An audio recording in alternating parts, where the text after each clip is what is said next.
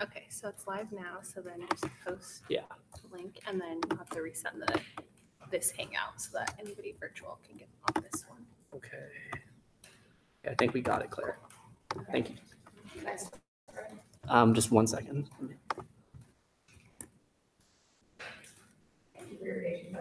Yeah, sorry about this. Did I just send a link in the GroupMe? Did it send?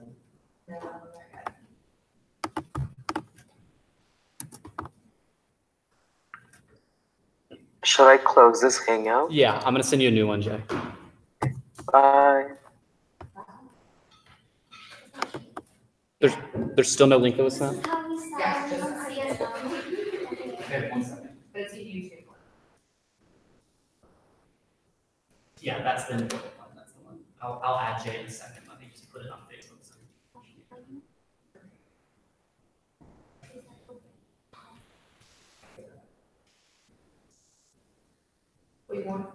We want a separate hangout like for Jay. Yeah, I'll give him. Okay, we don't need Jay for one. Yeah.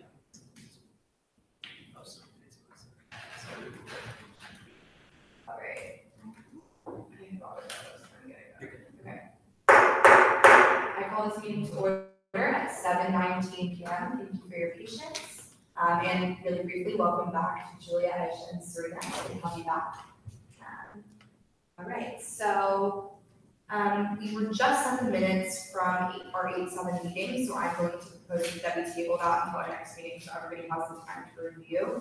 Just a quick note on the minutes, honestly, it's an email, but it would be really helpful if moving forward, we can each send what we give in our officer member report in written form as well. So use that minutes email, just so we can more easily facilitate that. So we're going to send around a template for us to do that, but that's been common practice in the past. So just get used to maybe typing out your officer member report either before or after, so that way it can be accurately reflected in the minutes. Cool? All right, so before we start, are there any amendments to the agenda?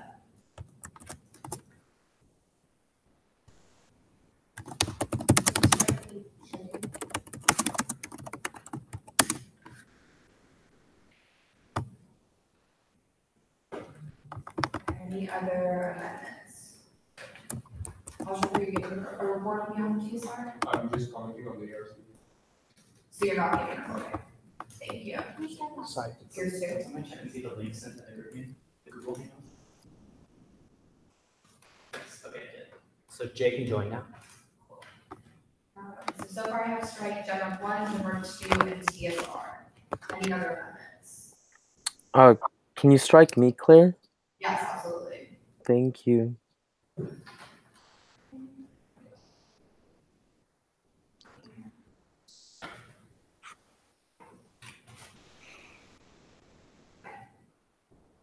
Sorry, I'm just looking at the account. So Robert, our amendments tonight are,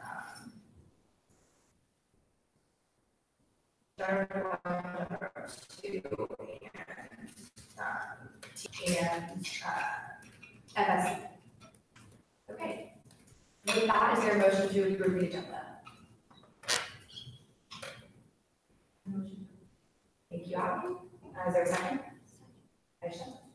Okay, we can move into vote. We'll all be getting with IUB. Yes. EDD? Yep. Item 4? Yes. Item 2? CEC? Yes. CAC? Yeah. FAC? Yes. FSC? Yes. And that's it. 1, 2. Okay, by a vote of 8 to 0 to 0, the motion passes and the agenda is approved as amended. I'd like to move into public comment, but it doesn't appear. Zachary, you make public comment? No. Okay. Doesn't appear that we have any members of the association here to make public comments, so I will skip that section. And our next section of the agenda is appointments. So as per normal procedure, I will go ahead and read the appointment position description, and then, is it still? Sorry, I'm just trying to turn it down.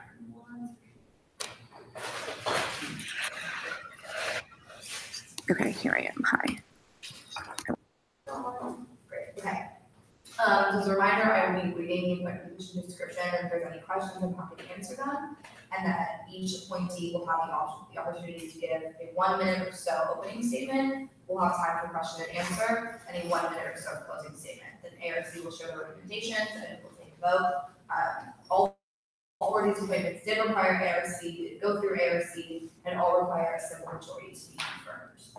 So, and besides that, the other three will be joining us virtually one time. So the first appointment of the day is the ASUCLA Communications Board. I'm going to go ahead and read this. If you want to follow along, the link is tinyurl.com/OPAPPTS1819. So, ASUCLA Communications Board, 3 positions, 2-year term. The ASUCLA Communications Board was created to support UCLA student-run media. From its beginnings in 1919 as a publications board, which was responsible for a campus newspaper and yearbook, the Communications Board today oversees 10 media titles and several websites that involve more than 600 students during the year. Com Board is a student majority board made up of 8 students appointed by the undergraduate and graduate student governments at UCLA and representatives from the university, alumni, and faculty, as well as other at-large members, many of them alumni from the fields of journalism, marketing, and law. The board meets its mission by providing training, facilities, and financial management to student media through its oversight of the UCLA Student Media Department. The board approves and implements budgets, selects editors-in-chief for the media, and sets top-line policies for the organization. Student editors and managers make all the editorial decisions at the board's newspaper, magazines, yearbook, and radio station. And the rest of it is just more specifics on its commitment. And as a reminder, we did appoint Brandon Burkeem as the first appointment, and there'll be 2 more proceeding tonight. Any questions on Com Board on this appointment? And just to note, Beck is 4th year, and so he will be only serving a 1-year term. I got that cleared with both the chair of the Com Board, who's an undergraduate student, and Doria, the student media advisor. So they are willing to make exceptions in this case because Beck is running qualified and passionate, and will be making the most of this 1 year. But Joelle will be serving a full 2-year term, should she be appointed. Okay. Wonderful. And with that, Beck, if you'd like to stand up wherever is best for you, and give us a 1-minute opening statement. Hi, I'm Beck. Can you use the microphone down here? If you want to pass it down. So it's, take it back. Thanks. Hi, I'm Beck. I am a 4th year student majoring in history and political science. I'm originally from Uzbekistan, but then I moved out to New York when I was 7. I got involved in student media in high school, where I was the copy editor for my school newspaper. When I came to UCLA, I was a reporter for student campus politics and opinion in the program. Since then, I've gone on to serve as a accounts receivable clerk with also UCLA student media. And I'm passionate for this position because I believe that student media provides a very necessary voice to all students.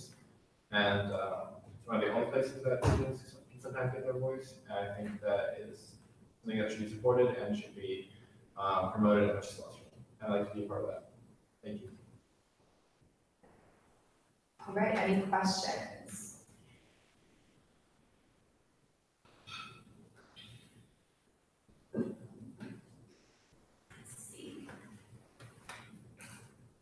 Okay, I can start. What are some goals that you have you would like to implement in the position and to build off of some of the challenges that Com Board faces? Sure. Well, some of the things, I mean, it's common knowledge that print media is undergoing a lot of changes recently. So I think that one of the things we can do is perhaps take a look at some of the governing documents of the Com Board. When I was reviewing them, I noticed that there weren't any amendments that have been made since about 2002. So I think maybe we need a reason for that, or maybe something needs to be looked at and maybe amended if necessary. I would like to also implement some workshops for some Gale applications other than the program in order to increase their awareness of the opportunities available to them, of funding if they need it, and overall outreach to other students, make them also aware of these publications.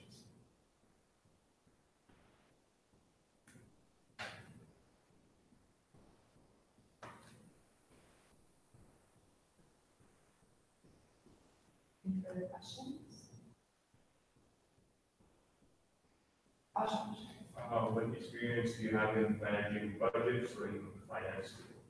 Well, I did work with accounts receivable, so I have a general understanding of the majority income, where it comes from, how it's handled by student media. And so, also what some of the problems are with financing. There has a lot of problems with payments that we had, as we have right now, but we hadn't received payments for them. So perhaps implementing a policy where working together with the accounts department about how to best collect that money that we're owed that hasn't been paid back.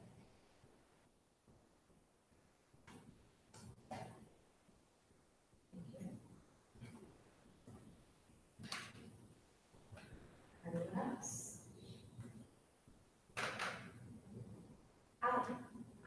So last year, just since we're almost through batching it, it's just on my mind a little bit.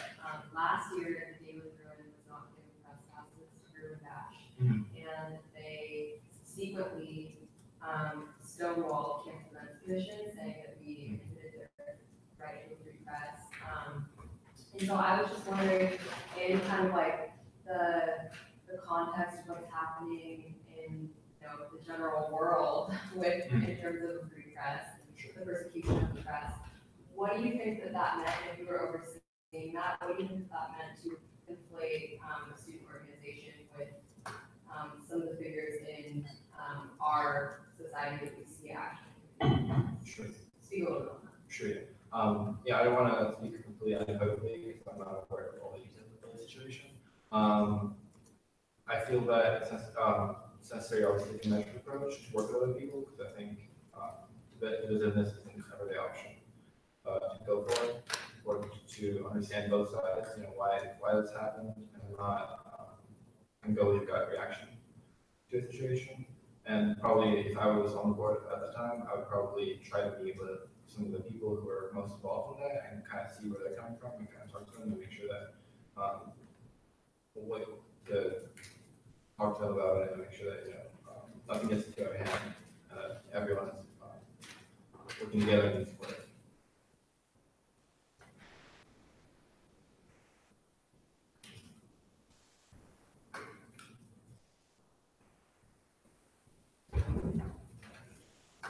Last call for questions.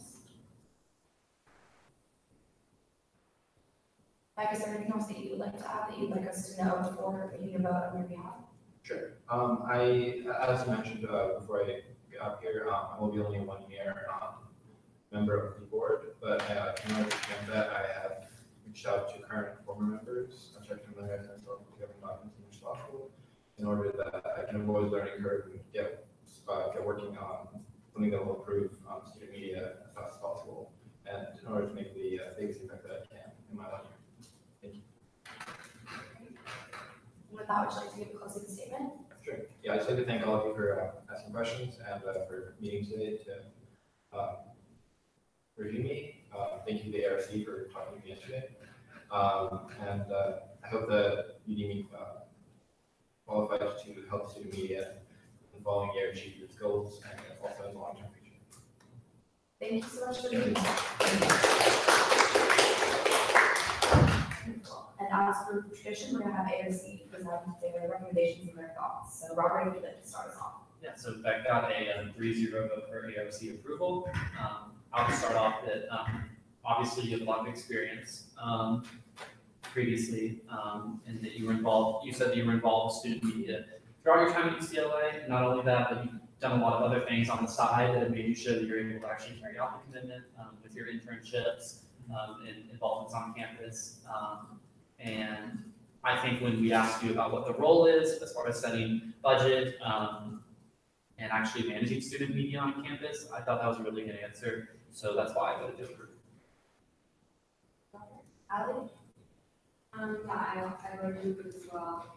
I just thought that that's something that made me qualified and confident. I really appreciated that you've been involved in student media, as well as involved in other things in UCLA, because I think that really showed a lot of competency and being able to manage his time and just learn new skills. Yeah. Great, thank you. And I'll show this proxy for Jessica, so who's going to be sharing her recommendations with us. So Jessica said yes, because Beck has a good understanding of the importance of student media and is passionate about all things that encompass communications, like appointing editors, setting a budget, and getting student voices heard. He's also had experience in student media at UCLA and understands both the business side and journalism side of communications. Thank you so much. Is there any other discussion on Beck's behalf? Is there a motion on the table?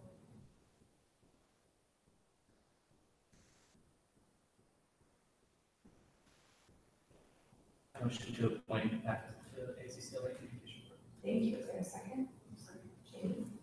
All right, we'll move to vote for roll call, beginning with IVP. Yes. EVP? General one? Yes. General two? Yes. AAC? Yes. CEC? Yes. CAC? Yeah. FAC? Yes. FSC? Yes. And by a vote of 9-0, that motion passes and Beck is confirmed to the Communications Board. Congratulations. And Mona has your contact information, it should be contacted very soon regarding next steps and transition. So you're free to get. Thank you for coming. Thank you. Have a nice meeting, guys. Absolutely. All right, let me ask Joelle to get on the hangout.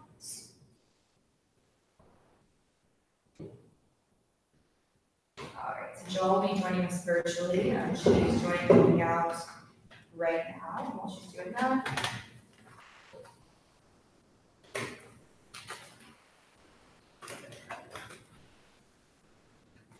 let me point to some iMessage so you can upload it.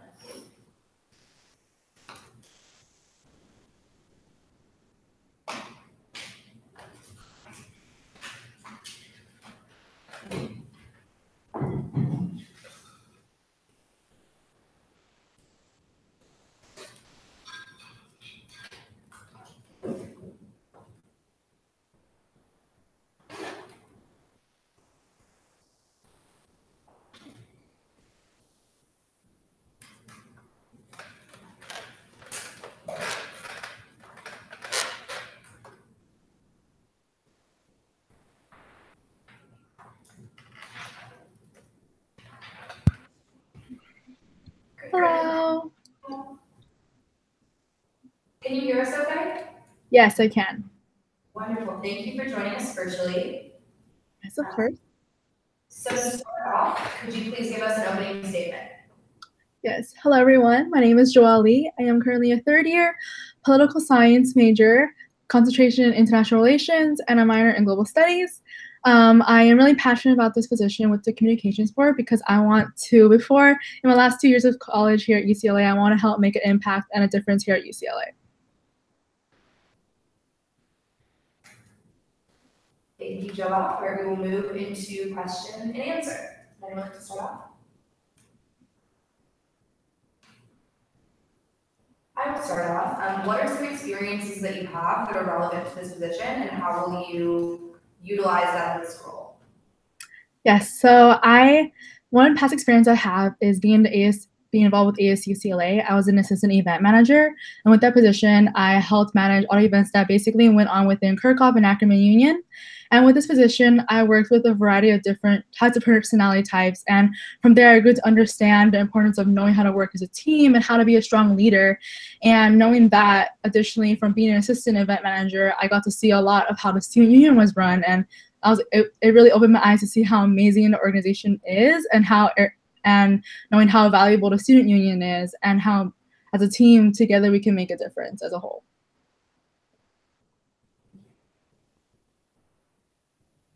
Further questions, concerns?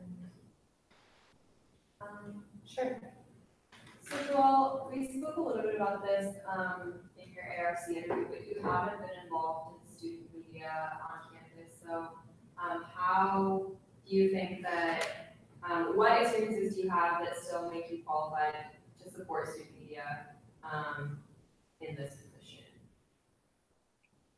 Yes, so even though I don't have a lot of experience with that, I believe that with my past experience with a lot of event planning and communicating with different levels of authority, I believe with that I can provide my insight from my past experiences and also really bring a voice and prove that students on campus and we should all just come together as a whole and we can all make a difference. And knowing that Communications Board is connected to all the student-run media, I want to make sure all the student media on campus has a voice and we can cater to all of their different needs.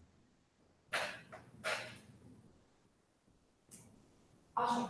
What are some of the tougher conversations you anticipate having on the communications board, and how have you prepared for those? Can you repeat that, please? What are some tough conversations that you anticipate having on comm board, and how have you prepared for those? Yeah, so I believe some tough, difficult situations that I definitely run into, maybe like deals with finance and budgeting, and probably decisions on how much and what we want to provide for these media groups. However, I know as a whole we're always going to have diverse opinions, but I know with my past experience of working as a team, it's good to know that we will all eventually come to a compromise, and from there, we can use that all of our insight and maybe connect the whole plan, and but use that to cater to those student media groups.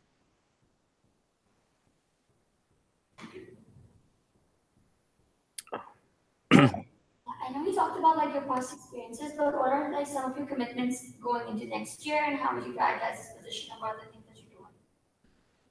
Can you repeat that, please? Sorry. Sorry. What are your commitments for the coming year, and how would you prioritize this over everything else that you want? Yeah, so of course, just like any other UCLA student, I involve myself in a lot of things. I'm currently in a sorority, Gamma Phi Beta, and I am also an ambassador for the fashion company BB Dakota, and also a campus ambassador for Guayaki Yerba Mate. However, even though with these positions, I know I will make being a part of the communications board a priority, because being a part of the communications board is going to test my limits, and by testing the limits, I believe that I can find my full potential as an individual, and by finding my full potential as an individual, I know I can help make an impact on campus, and I know being a part of the communications board will be a top priority for me. I have a question. Hi, just a quick question. What do you see as your vision per se? Because you've mentioned wanting to make a long-lasting impact, but with that, like, just what is that vision that you have for that? Yeah. So one big vision I have is I really want all the students on campus to really know that they can be involved. I mean, I was a really, really shy freshman. I remember those days. And, I was always so scared to be involved. Like, oh my God, that's totally not for me. But I want them to know that they shouldn't be scared, that they should come out and be involved, and, that their voice should be heard, and they shouldn't be scared to voice their opinions and what they want to be a part of. And I want these publications to be a place for not only for us to have a voice as a board, but also for the entire student body to have a voice. Yes. So how are you going to do that? Like, what is your plan for making sure that people know about this? Yeah, so one big thing I think is really important is always having a personal touch with these students.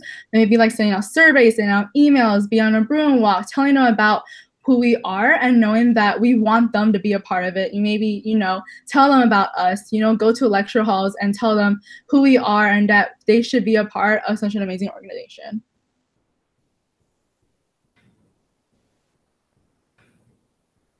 Yeah, go for it. How did you hear about this opportunity?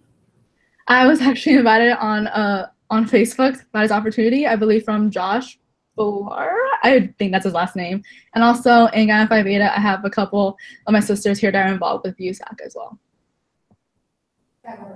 So, just my biggest concern with the appointment was just when we asked you about what makes you most qualified for this position, and I felt like you gave a good general answer, but I just kind of wanted to get more into the details of that, of like, what's like specific experiences have you had, or specific instances with people that make you think that you would be best for this position? So if you could just like elaborate on that a little bit more, that would help me personally.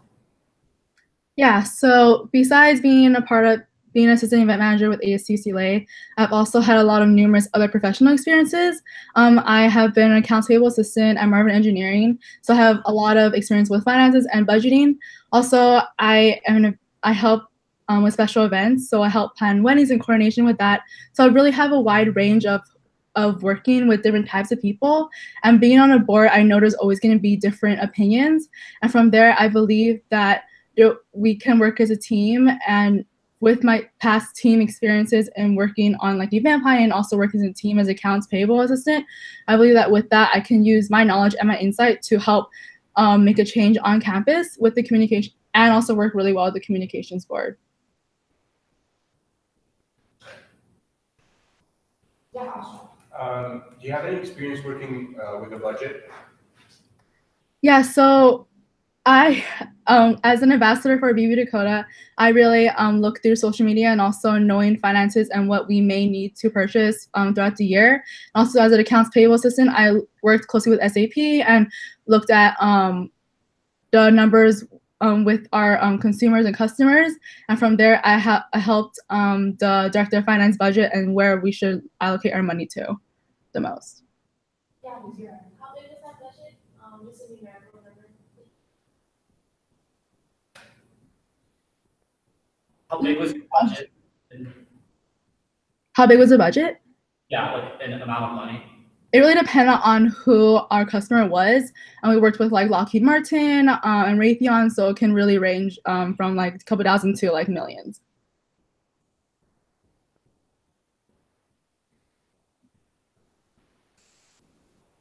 Any further questions?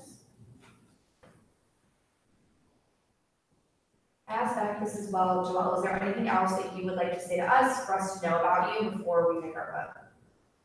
I just wanted to thank you all for your time, and I believe that this will be a great opportunity for me to really test my limits. And as my last 2 years here, I believe that I know I want to help make an impact here on campus. And thank you so much for this opportunity. Thank you.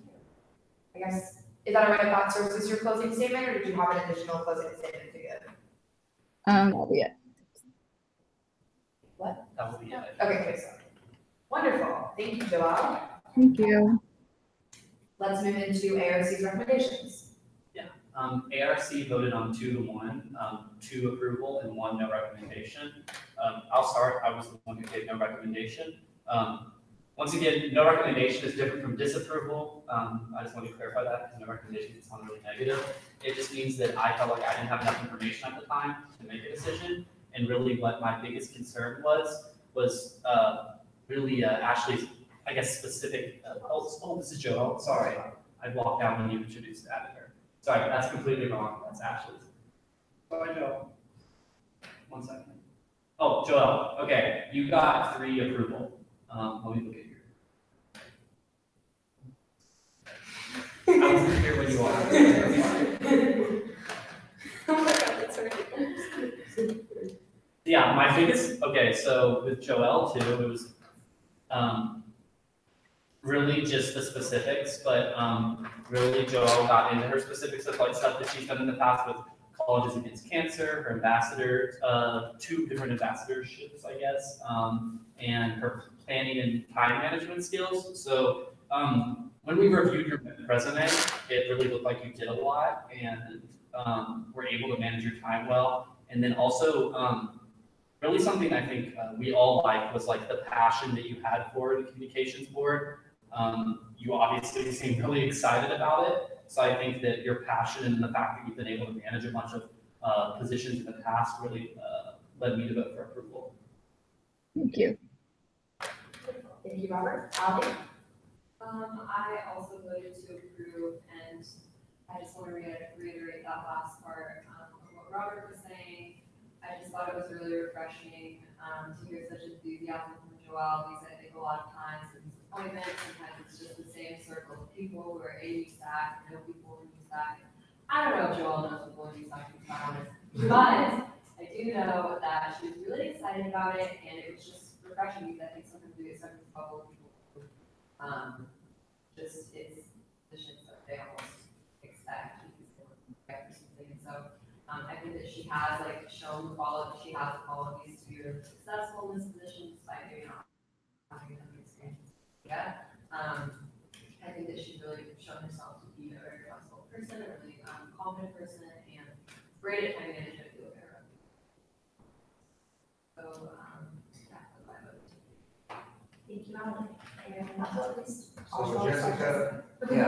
Jessica voted yes because she felt like Joelle is, even though she is unfamiliar in the area of communications and media, and was a little bit when she answered on the importance of why media is significant for an organization such as ASUCLA, she does believe that she is passionate and clearly has a history of being reliable and consistent in all the jobs that she's been hired for. Joelle is not very involved in USAC, but she has experience working in a team environment and has experience with being an ambassador for a company, her experience with colleges against cancer, and her line events by being on the events committee shows that Joelle can fulfill her duties in a wide range of fields. She also believes that any specifics she does not know can be balanced by the involvement that Beck has in student media. Thank you so much. Is there any further discussion on Joelle, or is there a motion on the table? Approve Joelle for the position of Concord. Yes, thank you. Is there a second? Thank you. Okay, moving to the roll, I'll be getting with IPP. Yes. EVP? Yep. General 1? Yes. General 2? Yes. AAC? CEC? Yes. CAP? No. BAP? No. FSC? No. Okay, I voted 1, 2, 3, 4, 5, 6 to 3 to 0. The motion passes, and Joelle is approved to Concord. Congratulations.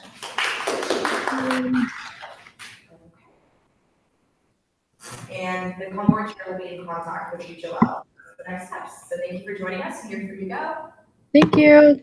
Have a good night. All right, so I'm gonna go ahead and let Ashley know to join, and while she's doing that, I'm going to read the position description for our next appointment. Sorry, she doesn't have my message, so I can't text her from my computer. Okay, so the next position we're moving into is the USAC Community Service Mini Fund, or CS Mini for short. There are 5 positions, 1 chairperson, and 4 members. My intention behind this was to have all the members be appointed first and have them internally select who they'd like to serve as chair, rather than me trying to impose on them, but I hope to double check your thoughts and favor. Now, the Community Service Mini Fund Committee is dedicated to providing funds for student community service programs and activities and services to improve the elimination of poverty and social problems and or provide services such as health and education to underserved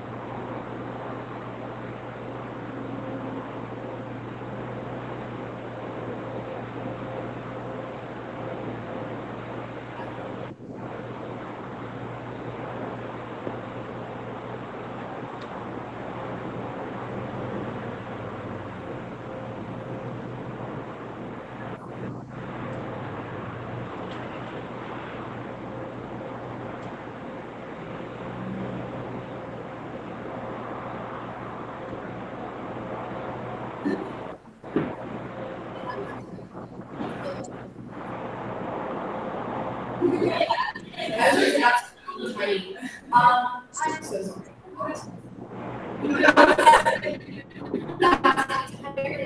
Question. Okay.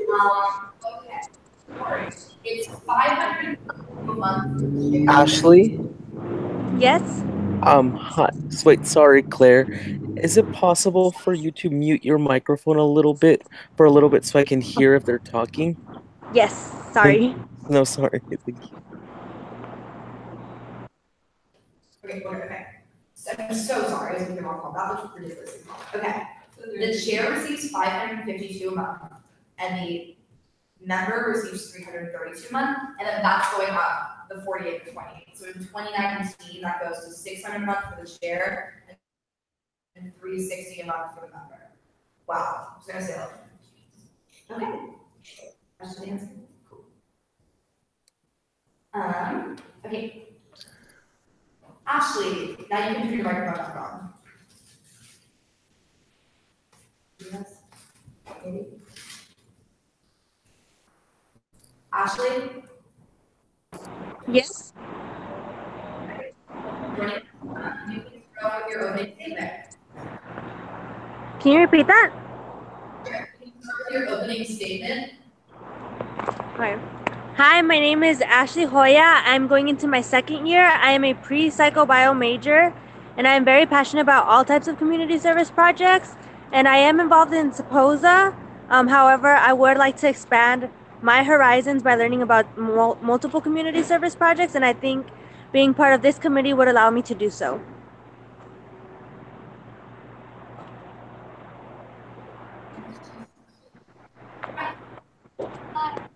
Where does your passion What is my passion? where does your passion for community service stem from? Can you repeat that? Where does your passion for community service stem from? So I come from a low-income family with a single mother, and a lot of the services we got, things like backpacks, tutoring, opportunities to go to a police station for Christmas, um, having mentors from older students. They all related to community service, and that was me being a recipient. And I feel like now it's just my part of what I should do to try and give back to those who gave to me and my family when I was younger. And I think this is a great opportunity to do so. And I think that's why I'm really passionate, because it helped me personally achieve what I needed to achieve. Because otherwise, I may not have been able to excel in education because I didn't have the materials, or I didn't have people to actually motivate me.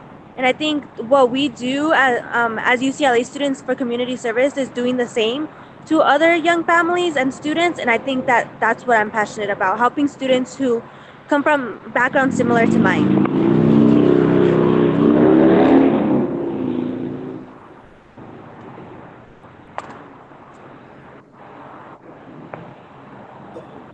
When I asked you this,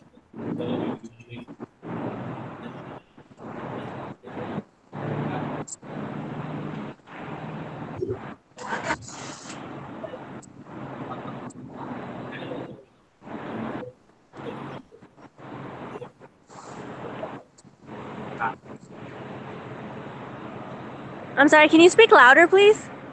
yeah, so I asked you yesterday what you believe makes you most qualified for this position. I just want to know, like, if you have any details or specifics about your Specifics about what? qualifications for the position, like past experiences. Okay. So I feel like my qualifications include having been involved in projects, having seen my first year, I kind of dabbled with things that related towards education, things that related with health, which is what I'm interested in achieving. But I've also talked to students who go out and help community service projects that are more related to social justice, things that are different than what I'm interested in. And I feel like I'm qualified because I'm willing to learn about all community service projects, not necessarily just those that pertain to what I'm interested in my career goals, but also projects that help, because I see that there's a need for all of them. So I guess in that sense, I could be unbiased, but as well as seeing how it is that these projects allocate for funding and how it is that they actually use it, makes me qualified as well, because I see where the funding is actually going and the uses it's actually contributing to. So I think that gives me one, the knowledge of seeing firsthand what we're actually contributing to, and two, not being biased, because I feel like there have been so many things that have helped me in life. I wouldn't be more attracted to one more over the other, because I've had a wide range of opportunities that have helped me, and I just see the interest and the benefits in each and every single project.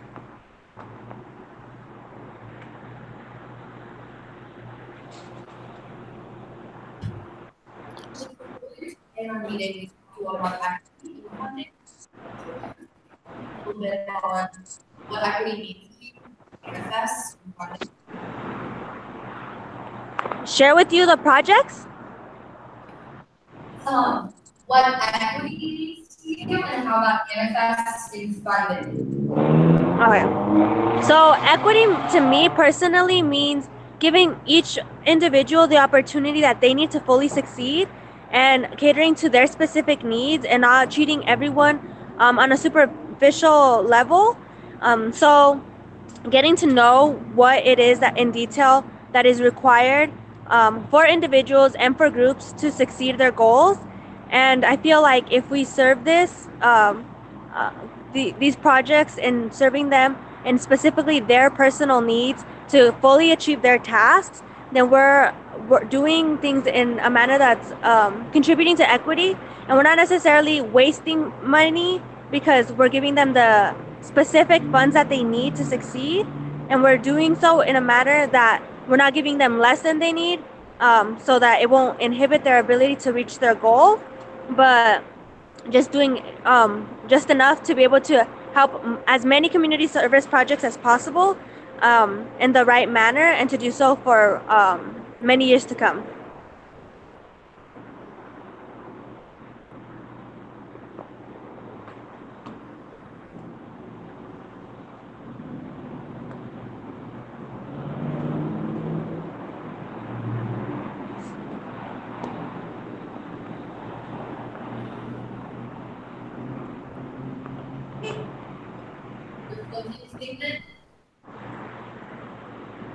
My closing statement? Yes. I would just like to thank you guys for your time and considering me. I would love to be part of this committee, not only to help me grow as a person, but to contribute to multiple community service projects. And I think that this is something that I have always been passionate about because of my history. And I feel like just given the opportunity to have the knowledge of knowing that there are these types of resources, I'm grateful. And hopefully I am qualified enough, and you guys see me as qualified enough to be able to be part of this team. Thank you so much for meeting us tonight. Are you able to mute your microphone just so they can hear better? What? Can you mute your microphone again? Put the volume down? Yeah. Wonderful. Okay. So, as per custom, ARC, go for it, Robert. Yeah, this one was, this one was 2-1, approval, no recommendation, and I gave no recommendation at first just because I felt like I didn't have a lot of information about the question that I asked about specifics about her qualifications. That being said, I really do see your intentionality behind wanting to be non-biased and reach out to community service projects that you might not even be a part of. And obviously, as looking at your resume, your family clinic, work study, and being involved in these various capacities, I think makes me want to vote yes for approval, and your answer to my question as well. Thank you, Robert. Holly. Yeah, for me, it just seemed like a really organic situation of growing into the position. She seemed like she would be, even if now, like what Robert was saying, I'm not sure if she knows all the specifics of what she wants to do with the role, but I really do think that she'll grow into the role, and she certainly has a passion for it. So if there's similar, that was really Joelle, who we just talked about. I was also excited about Ashley, because she just seems really passionate about it.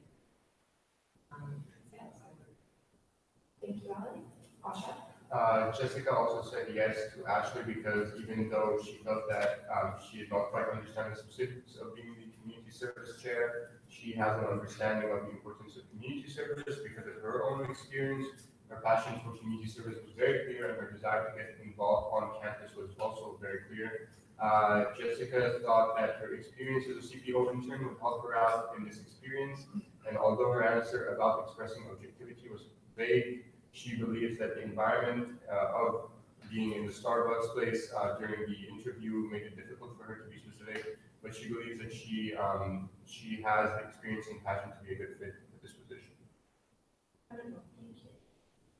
Any other further discussion on Ashley, or if not, is there a motion on the table?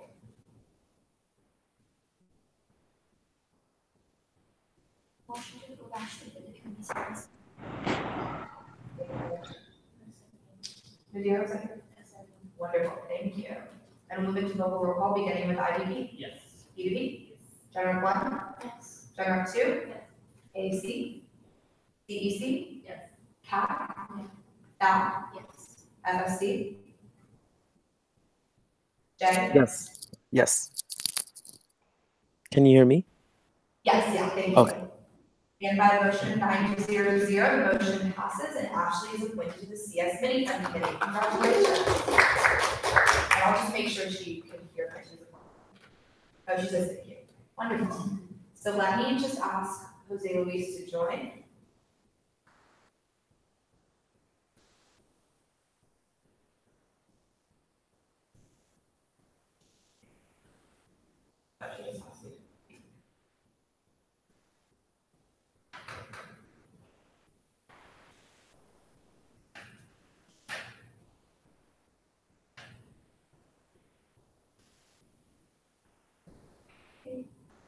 Sorry, Jose Luis is in the process of joining us.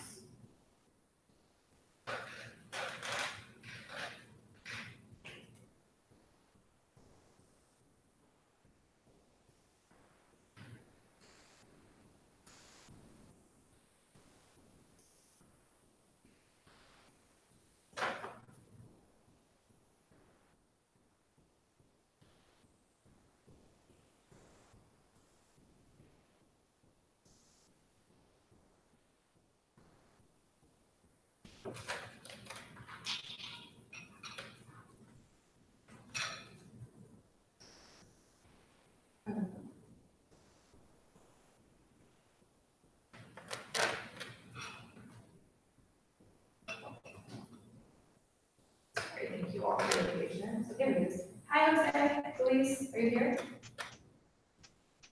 Yes. Can you hear us? Maybe it's not.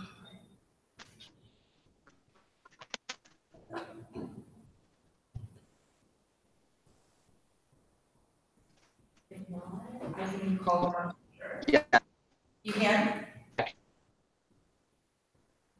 Wonderful. All right. Are you able to give your opening statement, please? I think we're calling and do not speaker. Yeah.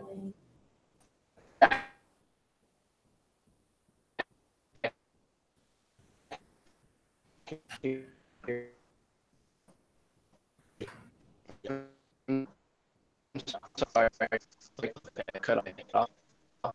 But it's like very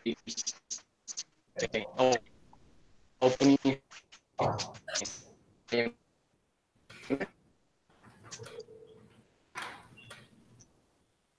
Hey, we can't really hear you on Hangout, so is it okay if we just talk over the phone and you just leave the Hangout? Cool. Yeah. Yes.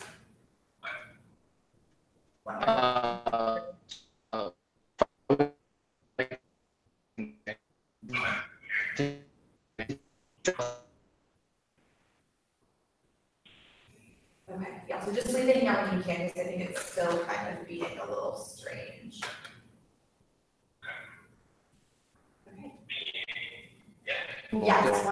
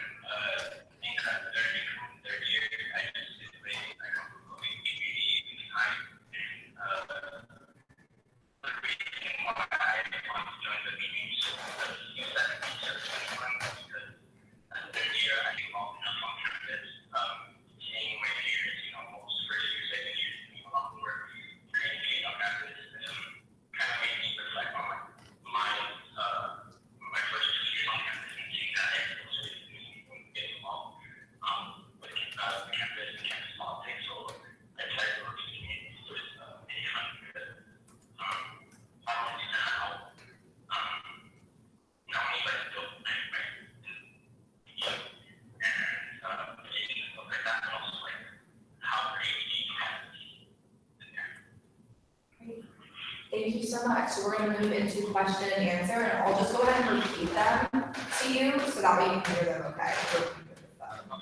So, anyone have questions?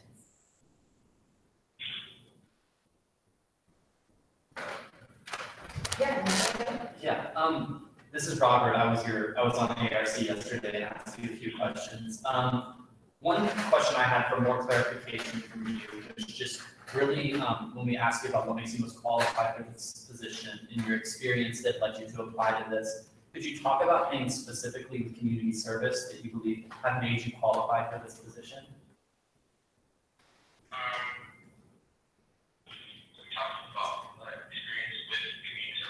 Yes. Or anything surrounding that, you know?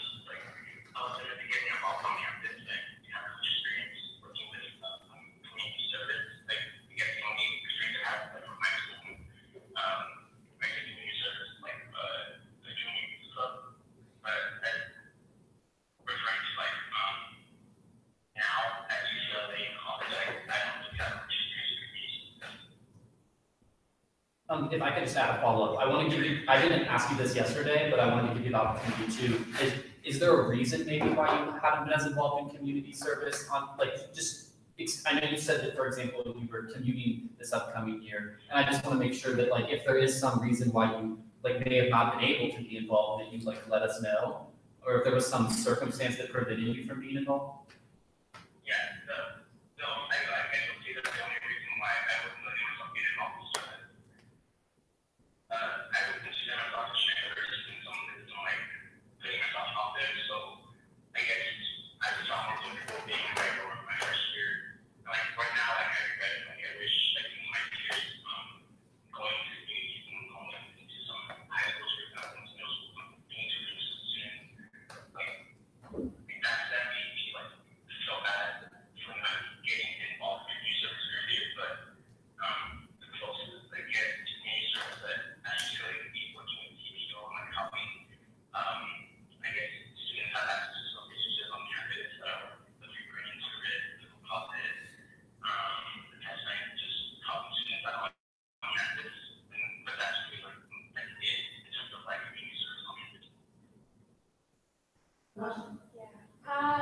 This is Nadira. I'm active affairs commissioner.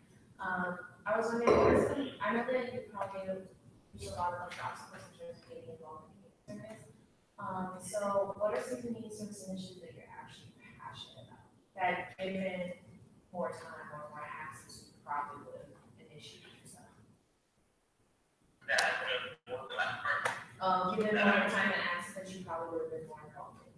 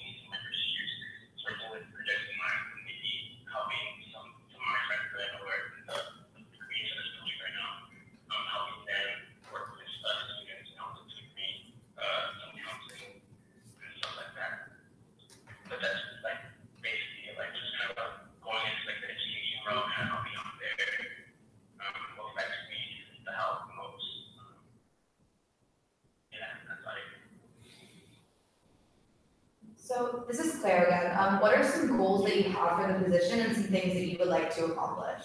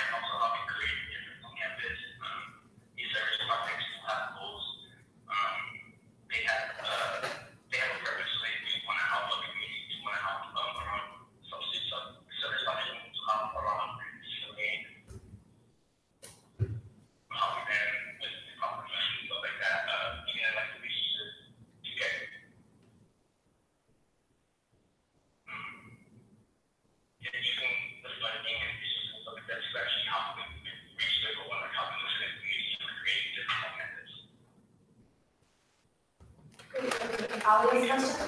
I can repeat it back if you want. Can I ask a question? Oh, sorry. So hi, I was in ARC yesterday and we spoke a little bit, and something that I wanted a little bit of clarification on, and that now I've learned new information, so I'm not sure if it will change how your answer is interpreted, but so yesterday in the interview, when we asked how you can prioritize your time, you said that it typically goes work, school, extracurriculars. And I can completely understand that, you know, like being a working student, it really can be a luxury to be able to be involved in extracurriculars. So I completely was with you on that. I did not at the time know this was a stipended position. I'm not sure if you were aware of that. It's not a huge stipend. 322, like were you aware that it was a stipend first? Or when you were interviewing? Okay, so it is a stipend position. Yeah, but it's not a huge stipend, so I was just wondering sort of how would you treat this role? Would you treat it as an extracurricular or as a job? Because it certainly isn't the kind of thing that can pay all of your bills, but it is something that would provide you some income. So I'm wondering, you know, like where would that rank it amongst your priorities?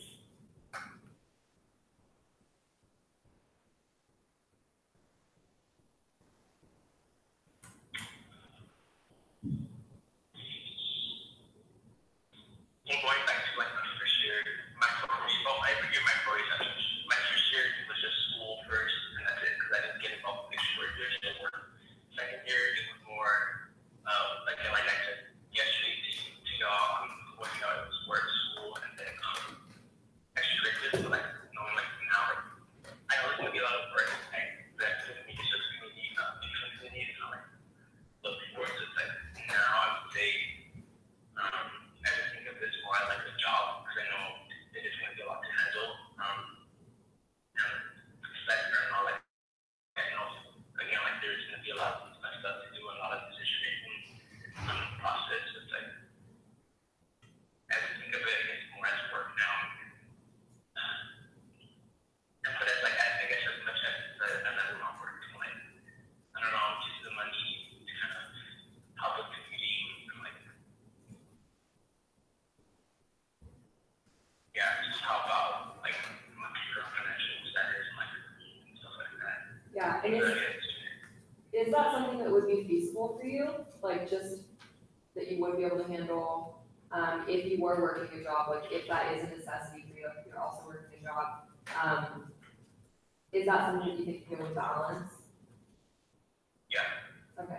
It would be something I could do that. Right now, I'm gonna be unemployed, so I think we're good in terms of work. So I guess this would be my only work for the upcoming school year, but I think we're to get a job in the near future. I would be able to, I for sure be able to manage the school, work, and being like different. Okay, thank you. Anyone else have questions? Yeah, I can repeat it. Can you ask how we learned about this opportunity and what sort of obstacles that he anticipates and how we can deal with it? So we have a question from Ashraf, and the first question is, how did you hear about this opportunity? Okay. I heard about the community service pay funds run my friend and Romero. I always like she is like my student role on campus. Like I see her get involved with a lot of projects, a lot of committees, and just seeing the fact that she has been able to manage working school, and also whatever she can do from like the community and stuff that she's in. So I found out about this like 2-3 weeks ago. At the bottom of one shift, she just pulled me aside and was like, I know you want to get involved on campus. I already told somebody else about this. Now it's kind of community service to be fun of our society if you want to join. She sent the application, came in, and I filled it out. The next day after she told me, so it was like from again my friends from that told me about the community service. Yeah, for context, Fernanda serves as the chair of SPOSA, which is the service arm within CBO. Is also on the Community Activities Committee, which is one of the funding bodies that the USAC president appoints members to as well. And traditionally with this appointment, there are some members that are recommended by the Community Service Commission, and then some that are recommended by SPOSA. In these cases, both these two individuals were recommended by both of them. And Bethany has sent me an additional recommendation that will hopefully be up for appointment next week.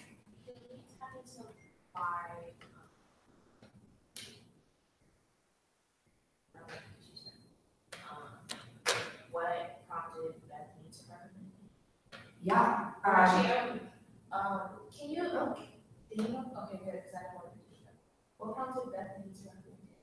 Honestly, I was hoping that she would be there tonight, to vouch for on his behalf. What she sent me, I can read. It says, Jose has volunteered with different community service projects within SPOSA and recently decided to start his own project along with other UCLA students, although I'm not sure if that's true. Because when we're asking him about community service, he's saying he hasn't done it. Yeah. So, is he talking about inconsistencies? Because it's one thing if you volunteer. For instance, is he on? Hold on. Wait, hold on just 1 second, Jose. Hello? Hi, can I just mute you for 1 second? Because I feel like, because he did express the fact he's a community, so if he's volunteering, I feel better about that. But if he, like, you know what I'm saying? So Yeah. If he said that he wasn't involved in community service on the basis that, he's thinking about it on a more like, I'm a part of this, I'm on the staff. Sure. If he's framing it in that way from his understanding, then that definitely, is impactful. So I feel like whoever's next question should be like, hey, have you volunteered? And I think that's what the context is. Yeah. For me, I'm trying to balance all those, the fact that he's a commuter student and that being the, a main reason as to why he may not have been as involved as he wanted to be on campus or with community service projects on campus. The one thing though, and hopefully like when he's able to answer my question, I'll have a better kind of view as to what, his vision and stuff, because in his application, he was kind of brief when he mentioned kind of the duties of the position. He just kind of gave a general overview saying that on the website it says that they will oversee the mini fund, and then he says other than that I'm not sure what the responsibilities entail. So for me it's just that's my point of concern, that if he's not well learned about the duties and responsibilities of this appointment. We should probably, this technically should wait until after ASC's recommendations for the discussion. Jose, are you back with us? Yeah. Okay, wonderful. Sorry about that. I just had one quick thing to talk about. Joshua, what was your second question again? What obstacle do you anticipate and how would you do it? Sure. So what are some obstacles that you anticipate on the committee? Maybe one major one or a few, and how would you deal with them?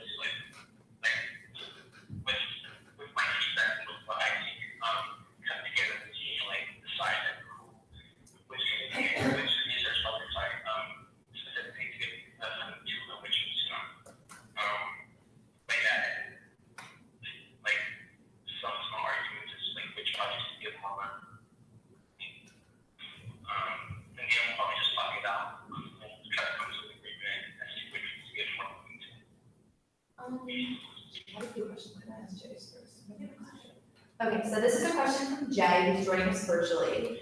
So he was wondering, are you familiar with the funding application process and details regarding it? For the application process,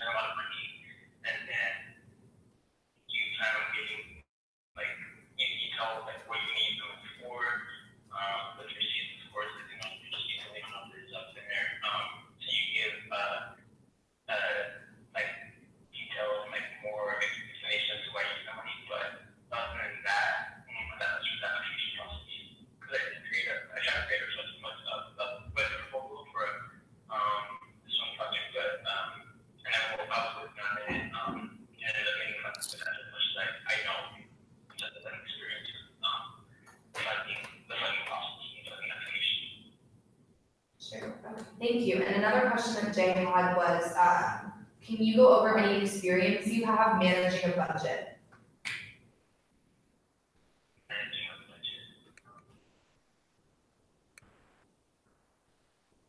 Wow, because I don't think college, I'm bad at managing. But I'm working on that right now. I was able to not expensive going to UCLA, so I do have to hold on extra students, but it's like I was able to figure out how I could potentially for my own before this month or the 3 month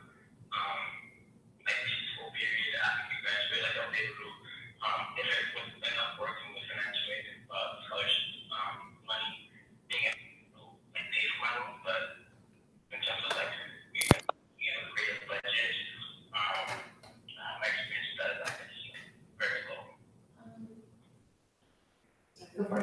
Okay, I have 2 questions. Jose, being that you have low experience, do you think that you have a support system of knowledgeable people that will be able to coach you and give you that insight for this to manage a budget? Yeah. Like I said, I just don't have that experience, but I've been putting myself out there with TPO. I have made a lot of great friends that have some experience, that have been a part things like that, were in charge of deciding whether or not to give some certain funding for projects. So I think seeing that with CPO and some of the friends I made there, I will get to know. Okay. And they've been very, So in regards to that, because I'm actually like a CPO, I want to say alum. So in terms of that, are you familiar with the funding bodies like SIC, CRC, SOPOSA, those ones, and the cultural activities committee, that you're familiar with those ones, and the chairs of them, so that you could get a better understanding of that? Yeah, you have the efforts of the student on the 105 side. Yeah. But the question was more what was the question asking for? Well, I was basically asking if you were aware of the funding bodies within CPO, so that way you were able to get some additional context for support in terms of running, because this would be virtually a new role for you. So do you have the ability to garner leadership and support? Yeah. Okay. Second question is this is a clarifying one. You said that you didn't do too much community service because you're a community student, but then on the other hand, you talked about volunteering. So I just want to clarify, you have volunteered for community service projects in the past, correct? The community service project I probably worked for in high school when I was No. Oh yeah, no. I'm talking about undergrad. You just occasionally, it's not that I'm basically asking you have been involved, you just weren't on the staff and you just weren't there consistently. Is that what this is? No, I haven't really done that much research. Okay. As an undergrad. Okay. Yeah. I think we're just a little confused because I have from Fernanda and from Bethany that you have volunteered with SPOSA, but yeah, you're saying you have not. So just to clarify, you have not volunteered with any SPOSA projects. Like any of the 38.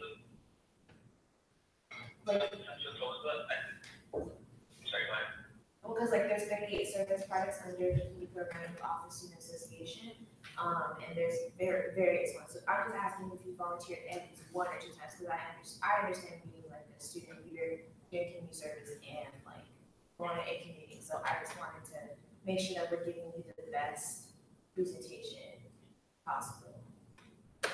Yeah, with SPOSA, I think I told you that she is the project director of Project Inline. I did part that. I wasn't interested in, but I had decided to, because I know the last quarter, they usually go on Friday, and I was busy during those this upcoming year, upcoming school quarter, I'm going to have to say also, I'm interested in doing something, I'm interested in working with her, maybe I'll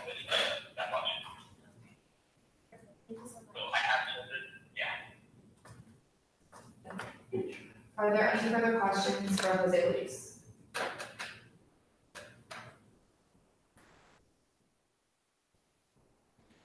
Okay, so I believe that answers all of our questions.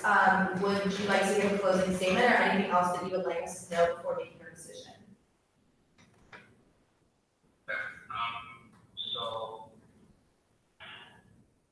the upcoming 13 years, you guys have known that I haven't really been getting involved on campus, and I really want to keep that change, not only getting involved, but also creating things on campus, but being within a group that helps community service projects reach their goal, like helping out the community or site. So with that said, I do know that I'm not the most qualified person for this position. There are other people that probably have more experience working with budgeting and business finance and stuff like that. So, like, hopefully, you guys have received like a little insight as to who I am as a person, what I'm capable of, to potentially help, potentially being a PTA group that helps community service projects give funding to like help the community service like that. Thank you so much for joining us tonight. You're more than welcome to stay on speaker while we have our deliberations. So, or not if you don't want to, and I can just let you know the result whenever you'd like. I'm just gonna leave you on speaker. If you choose to hang out, no worries. But we're gonna move into deliberation if that's all right with you. So, ARC, if you could share your recommendations.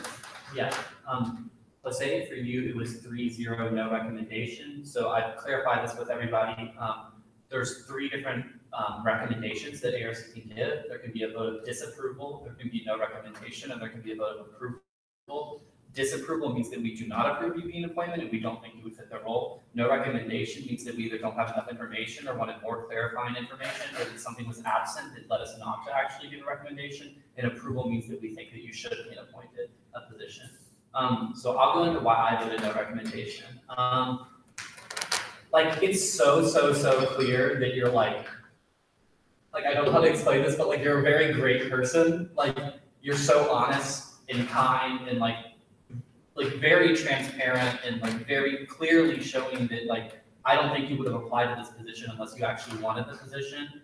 And I think that's like really what held me back from like a vote of disapproval, is because I think that like once again, like the honesty that you have and like how genuine you are, I think you wouldn't have applied to this position unless you actually wanted to be a part of it.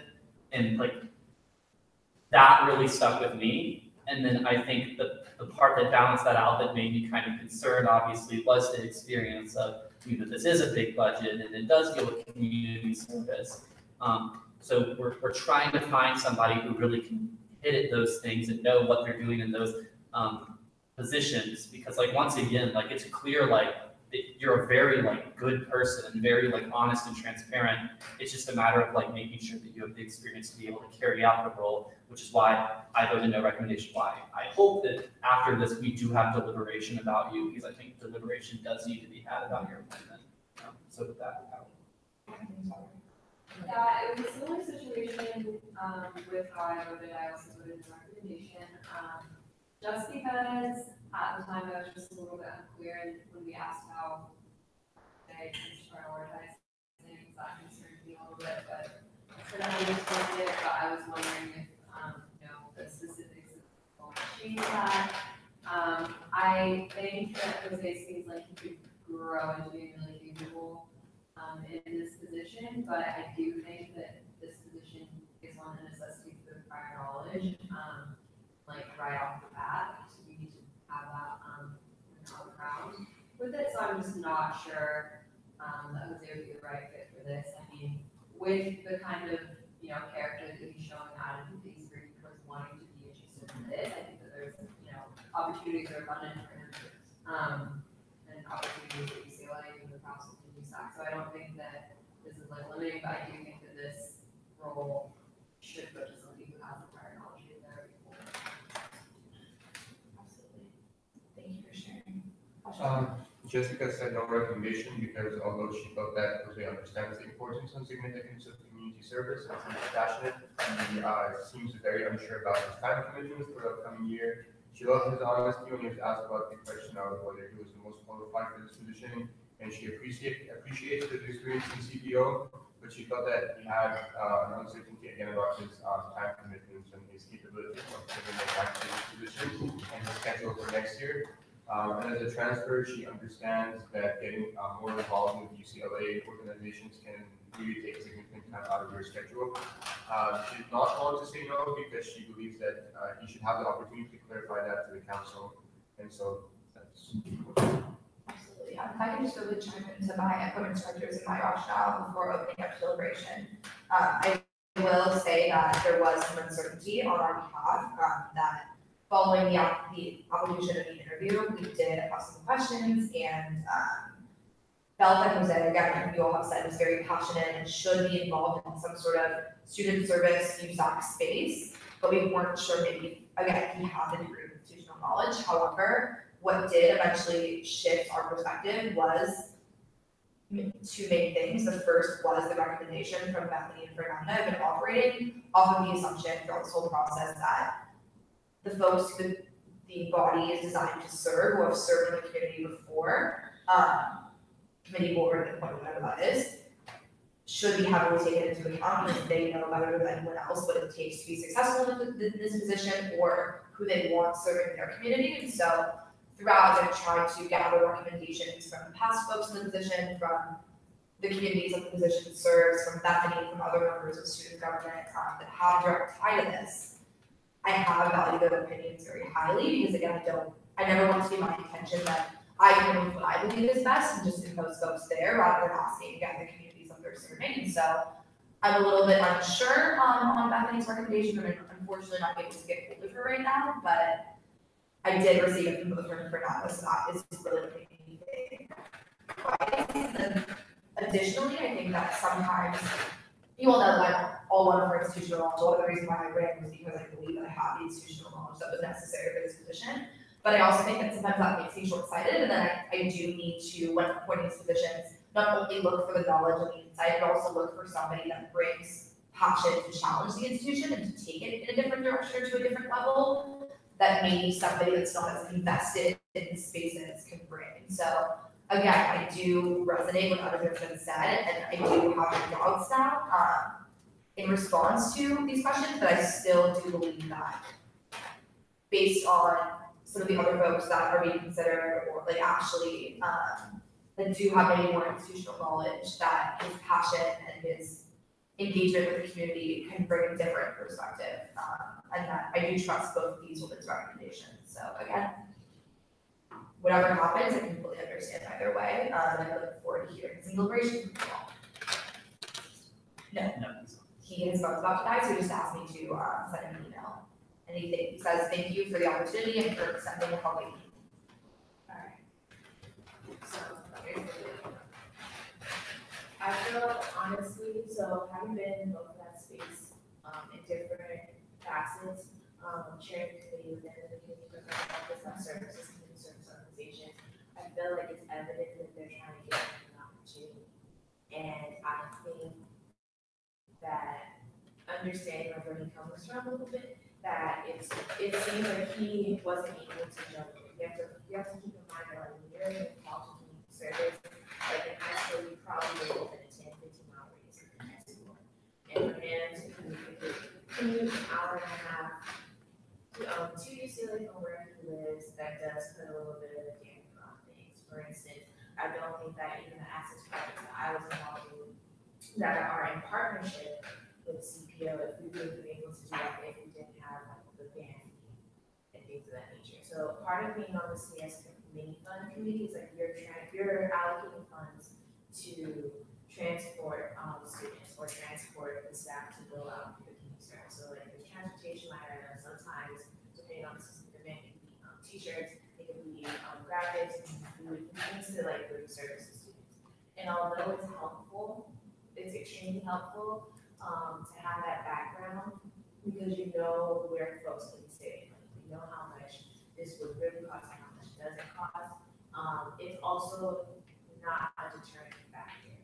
And so I believe that he is, I would say that he's underprepared, but I do believe that that's something can be rectified. Just because of all the committees that are there. And regardless of what people have to say about them, even my biggest organization have to say about them, they do take care of their own. And I believe firmly that his lack of preparation won't be everlasting. So if our concern is if he's able to do the job or not,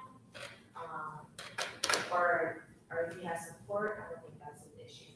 If we're still questioning his passion per se, then I think that that's what we should kind of focus on. But I think it's just giving it, like, it'd be different if he was like just pulled it out of the gas and like every day he starts. But I think that they were trying to give him an opportunity, obviously, like he student. And I think what this is, they're trying to expose him to some leadership. I think what this is that they're trying to, they've heard his passion and they presented an opportunity before him. And that's what we're at today. I think that what we're investing is not somebody that we for sure know is going to do it, but I know it's somebody that they want. They feel, they see something in him that obviously hasn't been presented. So they're really just trying to create the stage. So the decision that we make in for that would be honoring them. Yeah, how many students sit on the meeting? 5. How often do they meet? Do you know? I believe it's 5 times a year, but let me check. It says 5 hearings per academic year. Yeah. Like, can I just ask, like, since like you seem very familiar like with this side of things, with this committee fund, like, I don't want to ask how you're going to vote, but I would kind of like want to know, are you confident that he would be able, because our role as council is not to say if he's the best or the worst, it's if he can do the job or not. Yeah. And like, we need to make that clear. Are you, I guess I just want like a yes, no, do you think that he can do the job if he was given the position? Because I think that's like what we're supposed to be deciding as council. Yeah. So originally, when I asked about his experience, I was like, I'm a firm believer that like when people go into leadership positions, like they should have a taste for it. Not to say they should climb a ladder per se, but like at least have some level of exposure. And I think he has. So because again, like I've been being in like the CPO role, like you're surrounded by service. So even if you're like only working as a like a CPO intern, to their credit, and this is just something that no one can take away, is that like you're seeing people help their students, right? You're seeing people writing it out. And that just so happens to be his job. Like even though I'm going out, so as an access person, I think the reason why I really can do the job is because I was doing community service, but I was getting paid to do that. So like yeah, I'm helping students get into college, like I'm helping them with like traumatic experiences that they've had. But like it's still community service even though I got like it's just not volunteering. So I think that he framed, because I mean he's young, he's going into his 3rd year, and he's been not closeted, but like enclosed his whole 1st year. So I think his renditions of how he presents himself needs to be better. But I do think that he's able to do the job. I think what he's reaching for right now is coaching. Because I also know that just given the framework of how yeah, like Fernando recommended him, but I'm pretty sure this was by like Emilio, who's the SLC advisor. And I do think that I think he's Yeah. I'm sorry, the transfer student, right? No, I believe. He's I think rising in the 3rd year. Yeah, he's just a Commuter student. Also, the transfer part just came from getting involved, being there. I think after you talked about the commuter in our interview, and I think that is a big, very, like, he said downtown LA, right? So Yeah. I mean, like, that's a huge commute, so like, it makes sense why that would be a very. Yeah, he's a 3rd year traditional student. I mean, I can vouch for that. So I used to commute, and it would be like a 4-hour commute a day to get to campus, and that definitely puts like a barrier on what you can do, and even like the classes you can take. Because just reading his application, it says that he schedules everything for around 2 or 3 days a week. So I think he has that in mind, and he also notes that if granted the position, I guess he can adapt his schedule to that. So I think that is something good within his application. I'm just worried about, you know, the amount or his understanding of community service and how he participates in it. Yeah, that makes sense. I agree. Oh, sorry. Is it really loud? We can hear you. Can you check? I can hear myself too. Okay, is there any way to fix that? Okay, wait, no, never mind. I can't hear myself anymore. Um, I agree. I think that, obviously being a commuter student places a huge onus on the things that you can get involved in, and I absolutely want to validate that. But I'm also a little uneasy at that. Maybe I'm not sure if he has the preparation, right? I couldn't gather that much from his application as to why specifically, he may have applied for this, or if he's if he's familiar with the details that this job entails essentially. And I think that's just where my point of concern is, that he didn't seem to know too much per se about the position itself, and also that he didn't have that much experience with managing a budget. And although I think that having a team that can support you is important, I also don't want to make any the no team should be carrying one person. I'm not saying that would be the case, but I'm saying that I do want to ensure that the person that we appoint doesn't, at least has an easier learning curve, right? Because that inevitably can affect the way that they perform in the job, and so that's just my only point of concern. Yeah, I think that's extremely valid. The one caveat that I add is that one of our primary responsibilities, right, is USAC is managing $8.7 million budget, and I don't think any of us have experience managing a budget of that magnitude. I myself have. Oh, you do? Okay. Not that nice. Well, I know, but I also think it's maybe also applying for not just in necessarily managing a budget that's large, but having at least some experience maybe with knowing some of the funding bodies or knowing how to navigate them. I just think that is indispensable knowledge, it's not even so much experience that someone may need, to be successful in their job. Pause. Okay, so before I was at SIC being my chair, I was a freshman, all I did was manage a budget and half-assed, because as an access coordinator, you have a specific, you have a professional faculty member that is the entire budget. So having my project coordinator share that with me, I wouldn't even been able to fix my mouth to say, oh, I know what it is. So my concern, and here's the other thing, there's also, when you're dealing with student fees, you're gonna have an administrative back and it's not gonna just let you run off and shit on it. So there are some people that I feel would have been so you wanna be the chair of the committee, that's from $1.6 million and divide it amongst all the access projects that you see, what have you done other than pay for your mother's household?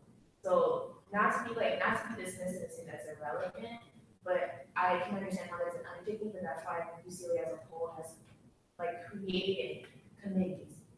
He's not gonna be the one that's sole discretionary. And even when I had my discretionary, it was about $15,000. How many of us in this council meeting has can say that we've sat on a budget bucket before? My budget last year was $200. And the student body still entrusted us to be oh yeah, I'm gonna let her be in charge of the academic senate and $46,000, right? You feel me? I guess I'm different. Don't matter. Point is, I think that that's why I asked about the support system, because I already knew that you lack in that area. It's about, do you have the ability to ask questions? Do you have the ability to find people who are very knowledgeable and more knowledgeable than you to assist you? And the makeup of the committee itself is not going to be him, everyone propping him on their shoulders. What the makeup of the committee is going to be, if he's the chair, which just has to be voted on, right? If he's the chair, he's basically going to be articulating the agenda. All right, and he's probably gonna have a subcommittee chair that's gonna be helping him articulate the hearing schedules and gathering all the applications. So it's not that hard. If anything, and he'll have to have administrative meetings with the advisory process, similar to every single committee on this campus. So it's really about, do you have the know-how to find out who knows more than who and what you can learn from them? And he is something like that. So I just think that we should kind of keep that in mind. So I don't think that he needs a budget experience, but he needs to know how to ask questions. Just a question, how big is this budget, and is it specifically allocated to CPO only or not? No, so it's any community service project is eligible for it. I'm looking at the document, it's pretty long, but I can see what specifically I can find out.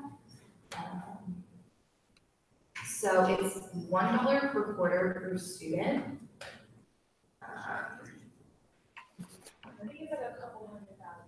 And it says each quarterly distribution shall be at least 15% of that year's total not budgetable. So yeah, it comes from, that portion of the academic success fund, which was earmarked in the referendum for community service, i.e. 50 cents per quarter per student, and that portion of the CARE referendum, which is earmarked for the CS mini fund, i.e. 50 cents per quarter per student, for a total of $1 per quarter per student, will be dispersed through normal university and UCLA financial systems. Yes, so I've served on SPAC before, and I've chaired the committee, and it handled a $30 million budget. And for me, one of the top priorities you want to look for in an applicant or an appointee is objectivity. I think if we look at a candidate and we rely too heavily on the support system of that individual, and that system is very strongly affiliated with one of the organizations that try to access that fund, that is something that we really should be skeptical and aware of. I'm sorry? The community programs office is a department organization, they have no access to those funds. They would have more access to SFAC, but not community service. So CPO doesn't access or doesn't apply for the funds under this entity? No, CPO is a department.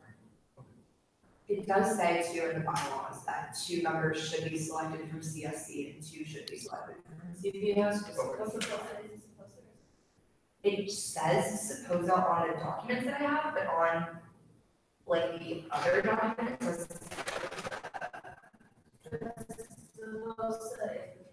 Because with, like, there is problem necessarily with like people being on board who are trying to access funds for this specific thing. Yeah. That wouldn't happen, you're saying that wouldn't happen on this fund because they can't access it anyways. So- Yeah, they're in, and it's like, that's the thing, just some of our council works, and some of those, very low, like, and you would have to move to a little faster now. And people would like, give you your entire, so, I just want to make sure like, there's a difference. So like, and even him specifically, like, he works with the department as an intern where they run community service versus he's a candidate. And evidently, he's exhibited and he hasn't necessarily been a part of this project, to even have it in, to like, leverage or like loophole their like money source. So, just want to make sure that we're like, not conflating, we're not confusing two different. Okay, because that's definitely something that, if it were the case that CPO does access these funds, and we don't think that we think it can be more reliant upon the people around him, that's something we should be aware of. But if it's not the case, then I think that distance is necessary. But also, I think I'm concerned because if we appoint any individual we appoint on that committee, I think one thing that we want to see in them is being vocal and having a strong opinion on some of these items. And if he hasn't kind of really participated on a deeper level with some of these activities, I don't see him being vocal. And I think we want to utilize every position to have diverse perspectives on that committee. So that's my personal opinion. I was gonna ask if you guys did. Sorry. Did you interview other people or is this the only person? Yeah, so far we've had 3 applicants to CS Mini, all of whom have been interviewed. Ashley, Jose Luis, and then we just interviewed Deborah, who was also recommended by that meeting. We just weren't able to interview him in time, but we will be putting him up for appointment next week. Those are the only applicants we've had so far, but again, because they did come with those strong recommendations, we didn't feel like we should hesitate. We should get them appointed and be able to serve as soon as possible. So that's full transparency. Those are the only 3 folks we've interviewed and had applications from thus far. Yeah. I couldn't really hear when you had asked about it, but Mhm. were the recommendations like unfounded? Like what did we, because there was like. He said he didn't do he said he wanted to do it, but he didn't do it. He wanted to do the thing that they said that he did, but he. Well, that concerns me. Well, I think it's what Nadir, I don't think that's his fault, person. I think what No, Nadir so is. then if we're thinking about the support system surrounding, I understand giving someone an opportunity, but I mean, there's also lots of potential in these groups and like, and our and I don't know, it just seemed like he was kind of going in a bit aloof, like he, again, seemed like a really great person with a lot of potential, but he was just pretty aloof, and with regard to this position, I mean, and I can respect learning as you go and using your support system where you can, I completely understand that and that, but if you're going into an interview for something, it just, I just felt like in our AFC interview and then tonight, it just didn't seem like he really knew what he was getting himself into, and I think that at the very least, we all ran these positions, even if we hadn't decided what we wanted, we hadn't done, I had never looked at room adoption before, but I knew what room adoption was, and I knew what it is, I knew what it entailed, and I'm just a little bit what exactly this stuff entails, and so that is just like general knowledge.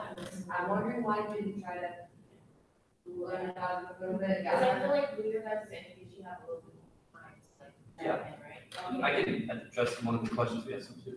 Like, Yeah. one question we like asked him that like just kind of like once again, like he's such a good person, like during this interview, he's like great and we should like help him in any capacity. But the question that we asked like a lot about like we asked him about like what do you think this position is? Like what do you think this position does, right? And the answer he gave was correct. Like he gave the correct answer of what it does, but it was very, very, very like we give out funds to community service organizations. And that was kind of it. And to me, I think the concern with that is like he's saying the right thing, but anybody could have said that. Look at the name and you can say we give out funds to an organization. And that's what really, I know that concerned all three of us on the committee, and I just think that that's where we kind of got stuck. But like once again, like he was very transparent during the interview, which I appreciated because I think that like everything he told us was honest. So I just want to say that again. Like he was very honest and great guy. I can just add that, and again, I'm wrestling with all this as well, but I don't know if you can, I don't have about, like, I understand kind of the back and forth. But as a committee chair member, as a committee member, his main role really is to just review proposals and vote on them. And I don't want to reduce the value of this committee and what it does, the value of senior positions, but at the end of the day, like, do you believe you have to have super extensive knowledge of all of these things to be able to look at a proposal, assess its validity, and vote yes or no? You know what I mean? You will have some training, you will have other folks to lean on. I don't know, that's just something to keep in mind. I don't think that you understand how important your vote is on this. That's true. That's totally true.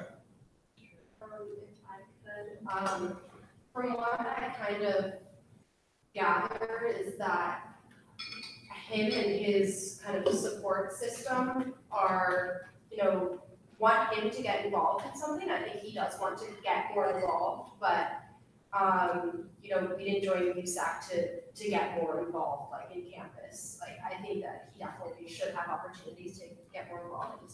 I'm not sure if this is it. Is this a 1-year term or a 2-year term? What? Because that concerns me, because once you get appointed, you start your job, we're already in September, and you only have around 9 months to get the job done. You're gonna start reviewing applications within a month or two. If this was more of a two-year term, I would think that there's more of a more leeway in terms of transitioning and learning the skills.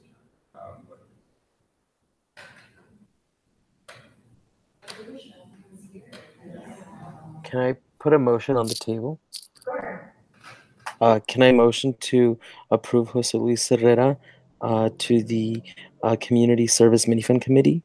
Absolutely. Is there a second on that motion?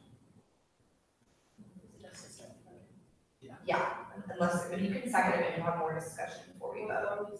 Okay, so you want to second and then have more discussion? Yes. I don't think we should do that. Okay, so we You don't second it until you. Okay, sure. Okay, so before, I'll stay.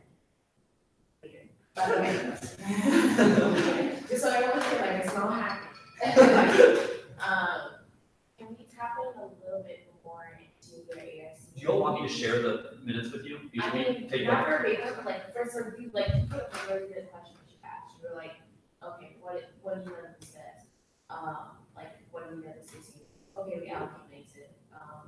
See it. Can you say that? So he said, I mean, there's some other things. So one question we asked him was, do you believe you can grow into this role and to its full potential given the time constraint? And the thing he said there was that he was a CPO intern and he felt like he was shy at first, but at the end of it, that he was asking more questions. And so he felt like he would be at. He said that. He just left it at that. He said that's all he said was that at first he was shy and then I wouldn't chime in anytime you want, but and then he moved into it and was asking more questions. And then another thing was he said, what are other commitments you'll have this upcoming year? And once again, I mean, I think this was a concern was that he did have a decent amount of commitments as far as he definitely wanted to get a job, a full-time job, I think, or at least like an extensive job.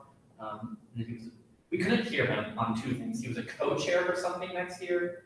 He was some sort of project, or like we wrote it down, but we couldn't hear what he was saying. But I mean, I don't know if Allie remembers.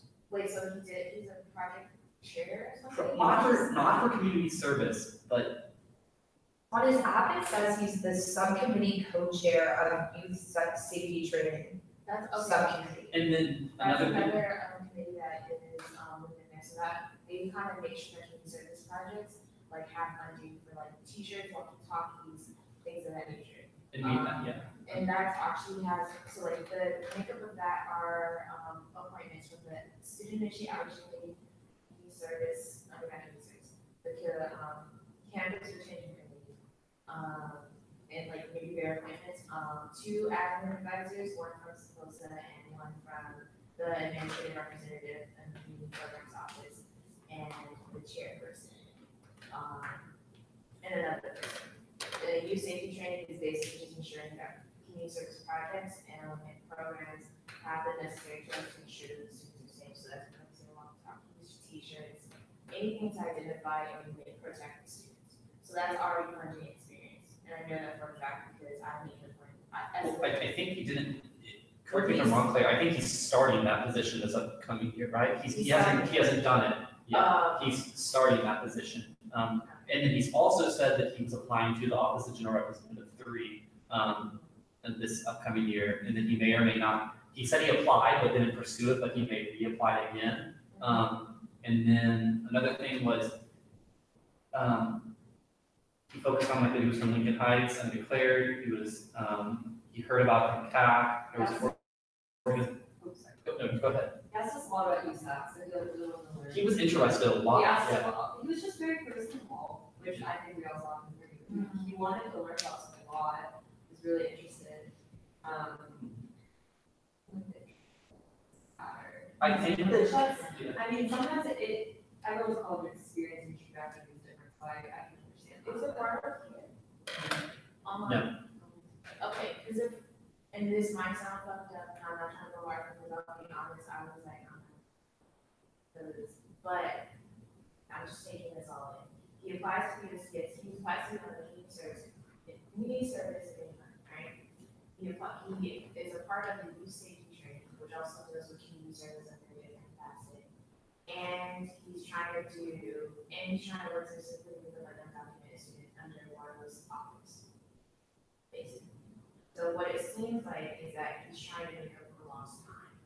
So, because it seems scattered, but it's really not. If you have the context to understand the background of all of these things, like, it just seems like now he's just doing this. I want to be clear though, like he didn't say he was like, just so like this isn't quoted, he didn't say he's definitely going to apply. He said he may or may not reapply. Okay. So like I don't want to like say he's going to do something and then not do it because he said may or may not.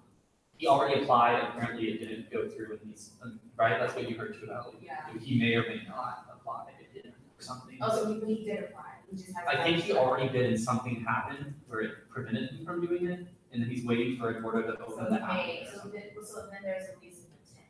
Oh, there's definitely an intention to consider it, yeah. So I think what it is, so then maybe it's not, then what it is, it doesn't seem like he's not trying to learn it. Because if you think about it, all those things are just different facets of the bigger thing. And maybe it's scattered because he hasn't identified a specific thing. But And we have a quote from him. He said he's interested in it because he's a third year. He wasn't really involved his first year and second year. And he said what he said here tonight is that he really wishes he got more involved and he regretted that he wasn't. So I mean, I also agree that it sounds like a narrative of like making up lost time or something. Kevin just texted me that she's gonna try to join the call, so I'm hoping that that works out. Does anybody else have any questions or comments on the race? That have sounds on motion. I just have a question, where is the, youth safety thing on the resume? It's on on his his application. application. Oh, Yeah, it's on his application. He didn't do it yet. That's why it's not on his resume. He's going to. Yeah. So basically, you pretty much already locked that. Just by the way, that the only way you can even mention that is which is acceptable. I feel like we want more experience, you know, like I can apply to a job where I get like a stipend. Like if I want to like, jump into student activities or work, I apply to internships and stuff. Because that's student money. Like he's gonna end up getting paid from like money that comes from students. And so would you want your money going towards someone who's just here to like experiment and try new stuff? But, and yeah, I think that it's a valid point, like he needed, and this is why I asked him that question before, and this is something that I think is more of like a practical or logistical thing that we need to think about, is he mentions in his application that he has like this plan to have to like graduate with very little loan debt, or no loan debt, and a lot of that is contingent on getting a job in the upcoming year, and did emphasize a lot to us. Yes. When I asked the priorities, and that's why I kind of said a loop, which isn't maybe the best word, but like I asked, you know, how you prioritize finding a job, and like nothing was on priority list, and there was also no motivation with it, and I can completely relate and understand that. I think that's very fair, but I don't think that this position would provide him enough. The second isn't big enough to really act as like a job for his plan and for paying bills, paying different things. So I don't know if it just fits practically. Is that you would think?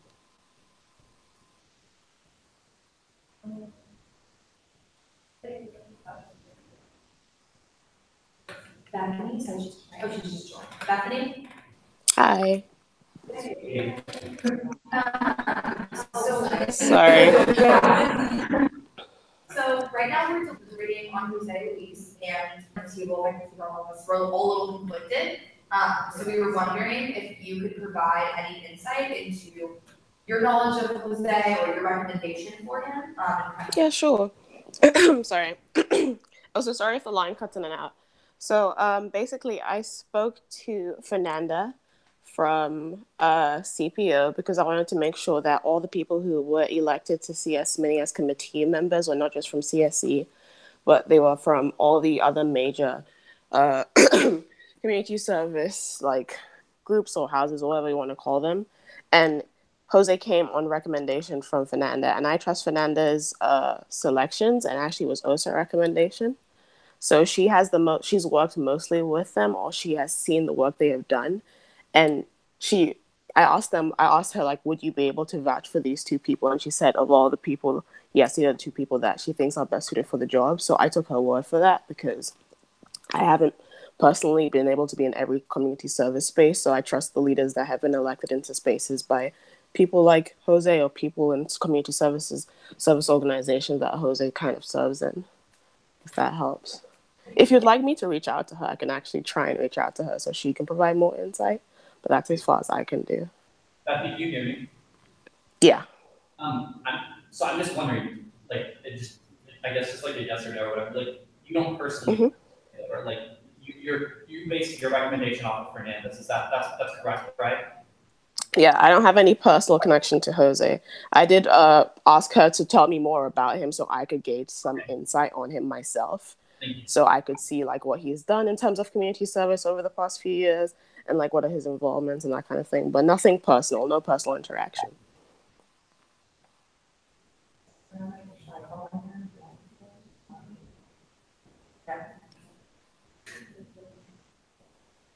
Sorry. Huh? Did you second your? Yeah, I was about to say this. Because someone's like, oh man, they're like, okay, we'll go ahead. All right, I'll ask you. Sure, okay, we will move into vocal roll call vote, beginning with IVP. No. EVP? No. General one?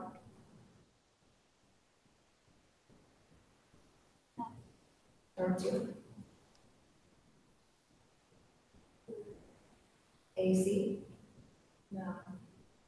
DEC? No. CAT? BAT? No. Oh, sorry, CSC? I'm gonna withhold my vote just because I wasn't there for the discussion. Sorry about that. No. FSC? No. By a vote of 0 to 9 to 1, motion does not pass, and the daily is not approved. I will let you know.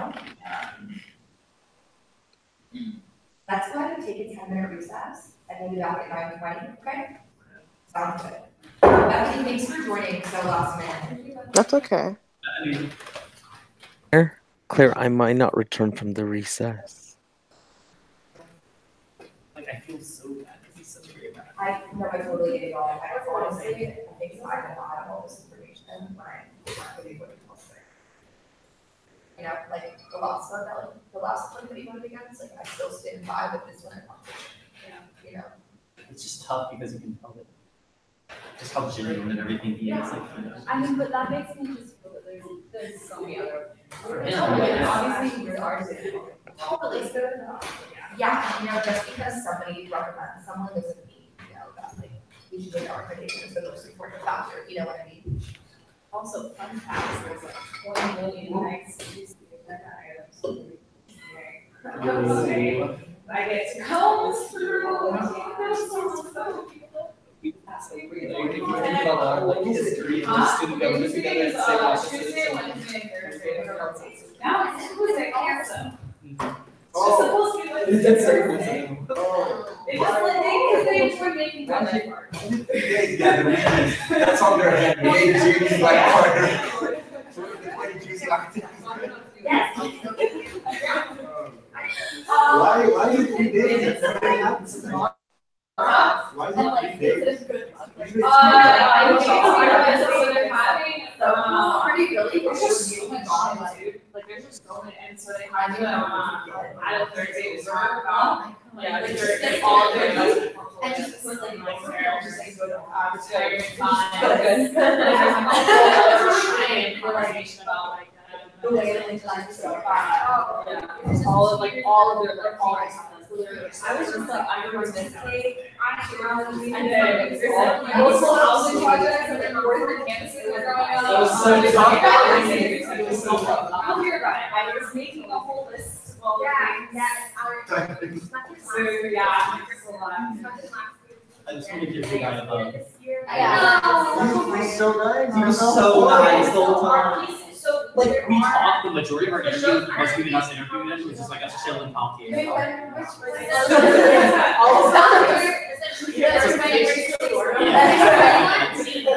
after he asked me questions, he was like, I want to ask you more about your own job. So he asked us about like each of our positions. Yeah. He's gonna get it in Marta's office to get live. Yeah. He seemed really impressed with my work.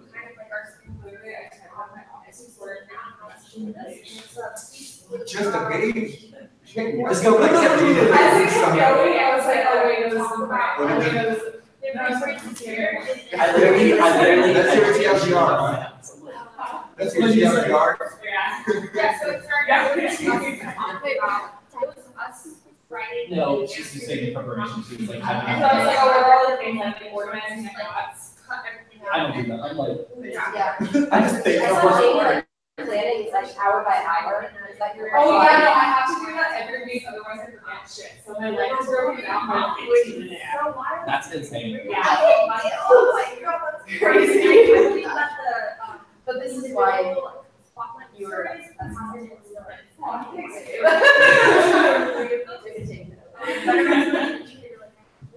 Yeah, I love your shirt. Caitlin's the shadow and I started doing it like 3 or 4 weeks ago, and I was like, holy fuck, I want it.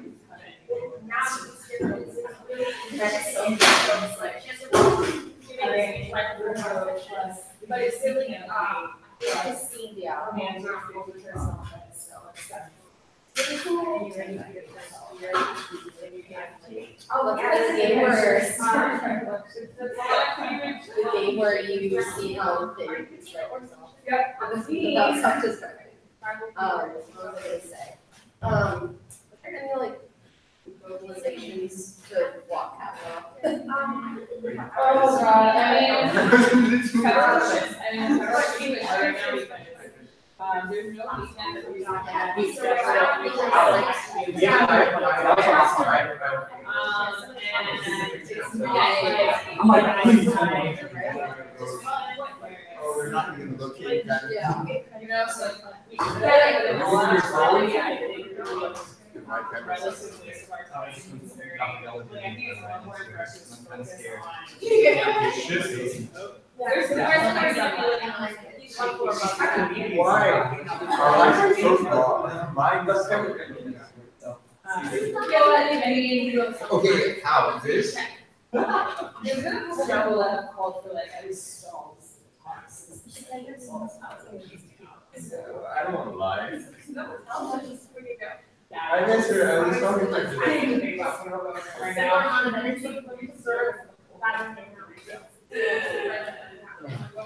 I just sent you a smiley face. Sometimes I like sending people smiley faces. I'm like, How's the space? it's good. Yeah. We did it. When can we start like painting stuff? I'm already doing it. So sorry, you hung up. Okay. The shirts you wore. Yeah, let me see them. Let me tell you. We're just trying to figure out how to not do a referendum here. That's the last case. Really, that's where you're leaning now? I'm just leaning there's another way to get the funds. There It's is, not a referendum. Robert. So A lot of clarify about it, too. A lot of your funds are decided. No, we have, yes, so we can do revotes on surplus and TGIN. So. Right, because you only got the 1 year, right? So I'll be like, give me back my money, y'all. I didn't spend it. Oh my gosh. And y'all gonna be like, yes, Robert, thank Do you. you remember when, oh my god, like, this was the word, Robert and I had class together, and we played. Sure. Was it spring? In the spring. No, Spring quarter. It was the spring, it was the spring. It was election drama, yeah. I was blacked out during that time, I don't recall. And I tried to submit a rec for, for people, and then they, our lady was like, you know, said you have to have it, so I'm like. I literally texted Ariel, I was like, because it goes to her office, you know, as like a project. So I was like, she's like, we're not doing that. She ended up being right, of course. So I was just gonna make shit on her. So anyway, Robert and I was class, just like, Yeah, we passed like. She always, she has some problems with that. Oh, yeah. No. So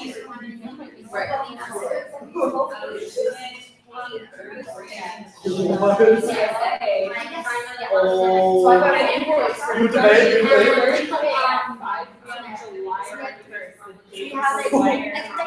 So apparently I paid, and then like my finance director is having a bit of a crisis this here. So I put it on so I wanted like, we're gonna make the argument like, this. Can we take money out It's probably,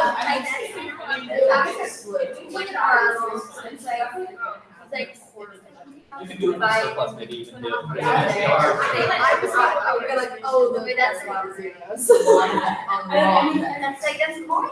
That's surplus.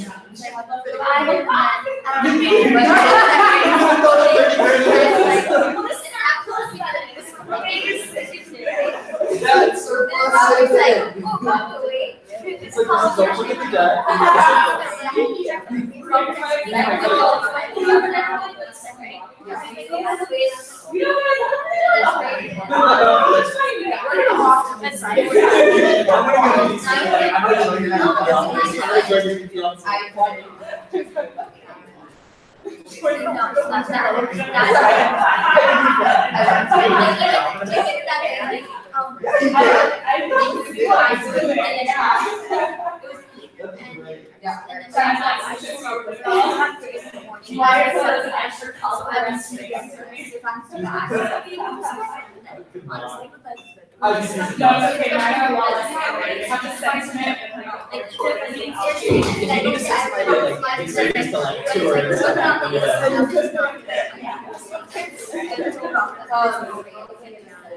which is we're in the middle of some we would never get.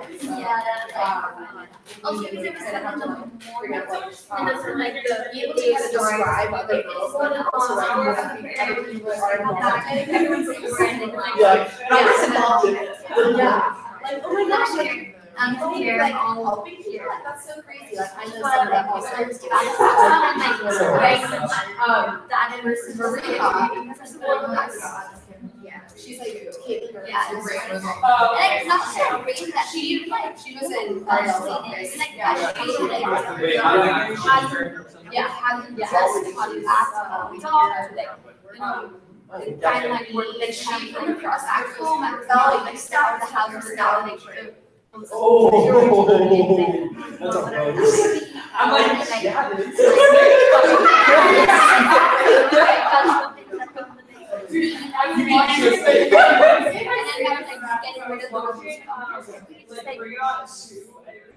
was like I couldn't handle things that like because that working that was completely like they know ARC was a bit about like I was like, oh, I have worked with like I know nothing or like it's like this woman's schedule is insane. I don't know what she does.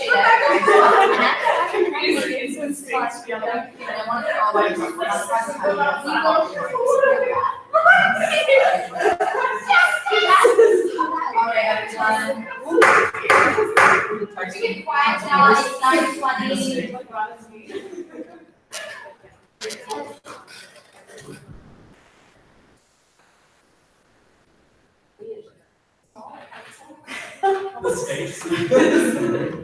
All right.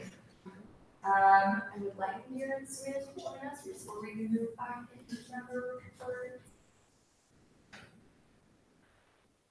You can tell my thoughts real quick. Huh? To move it. They probably won't even know. I was gonna say, they're for the Something. Yeah, but they probably won't. but yeah, and there's stuff that I'd like to share too. Okay. Would anyone like to go investigate her problems? Oh, they went into one of your offices. Okay.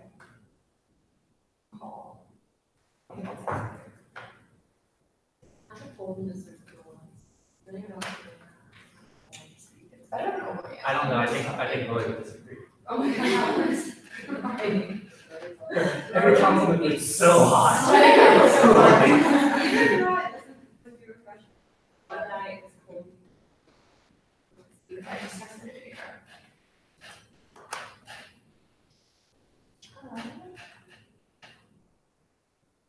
Let's see. I can look it up. Fine. I lived here for a week. I can look it up. Oh my god. Is it? I wanted to know at 3 a.m. at night when I'm going to go pee. I'm like, Oh, actually, we talked to. Did you all see around the Oscars this year that guy who stole found them. McDermott's Oscar? No. Wait, do you guys need that? Okay, so guy who's like a Hollywood scam artist who stole Francis McDermott's Oscar, and he lived in the CC office for like 2 weeks over winter break, like in 2011.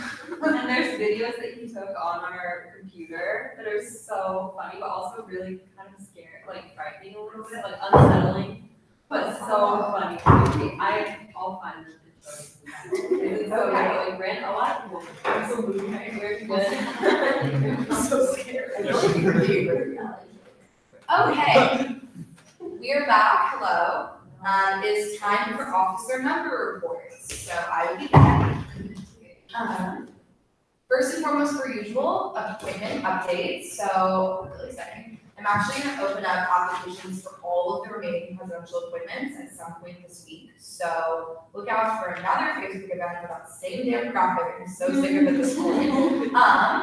But yeah, so look out for that. Please help connect it to your networks, friends on Facebook, and just your offices, anyone who you know that would be interested. We've been working on emailing various relevant academic departments and student organizations throughout the summer, but we're going to continue to do so moving forward. And just a quick note about a lot of these remaining appointments, a lot of them do not require ARC because they're not stipended. So just some things to keep in mind. I will keep you posted when I send out the weekly emails as to whether or not they'll be going through ARC or not. But At some point this week, I'll text the group. We will be releasing all of the remaining applications, which is really exciting. There's a lot of them still.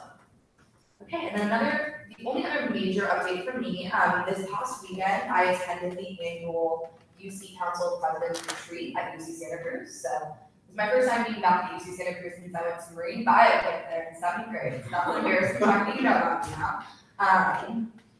And it was a really, really productive weekend. I'm more than happy to share the agenda, pass it around if y'all would like to see it. I'm sure everyone I figured might want to see what was on it.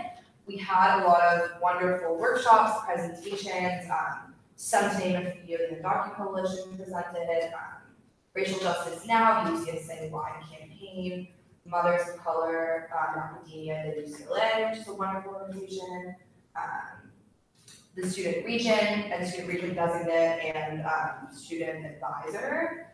There's really other ones that I want to bring up. Rigel Robinson, if you all know him, huge fan. He's running for city council for his EVP, he talks about local politics. So I'll pass this around so you all can take a look at some of the things that were discussed. If you have any questions, I'm more than happy to share my notes with you all.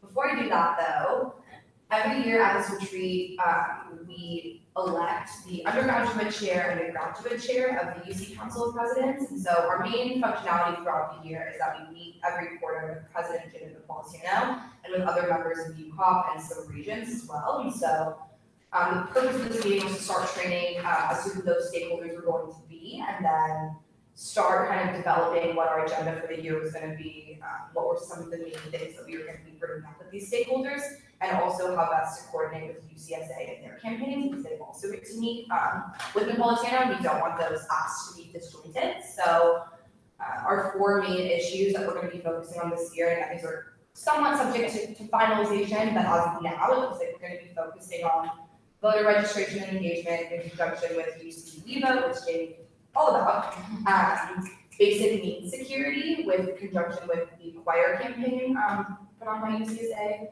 support for our undocumented students, both undergraduate and graduate, and lastly, Title IX policy reform and sexual violence prevention. So again, all those are very broad issues, and we look forward to bringing them up at the system-wide level and on our campus. The intention behind it is more just to have consistent branding about us. So with Napolitano being involved, so we're not constantly bringing out new things, we can fit them under our umbrella, and also so we can coordinate with UCSA. So in terms of the chairs that I briefly alluded to, I was actually nominated and elected as undergraduate chair, which, thank you. It was really unexpected. Actually, I wasn't going for it. Like, there was somebody that was very clearly gunning for it, and I was not. But I was nominated, and I figured, why not throw my hat in the ring? So I'm really, really honored to be doing this. So I will be serving as an ex officio member on the UCSA board this year, which is really exciting. I can't wait to learn from those amazing folks that serve in UCSA spaces. But yeah, if there's anything that y'all would like to see brought up, in response to these 4 issues, definitely GCQP was brought up, and will continue to be brought up.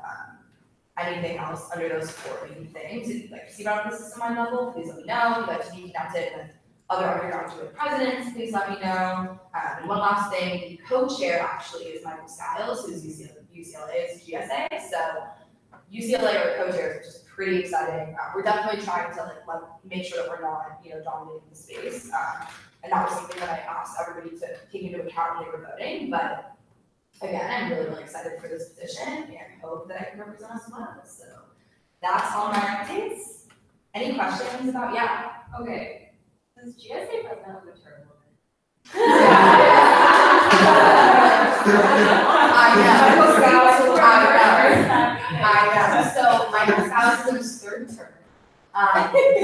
He just keeps getting elected, which is fine. Wait, what does he graduate? So he's in his 7th year as a PhD student. Apparently 7 years is the average length for a philosophy PhD. So he's hoping to graduate this year. That's his plan.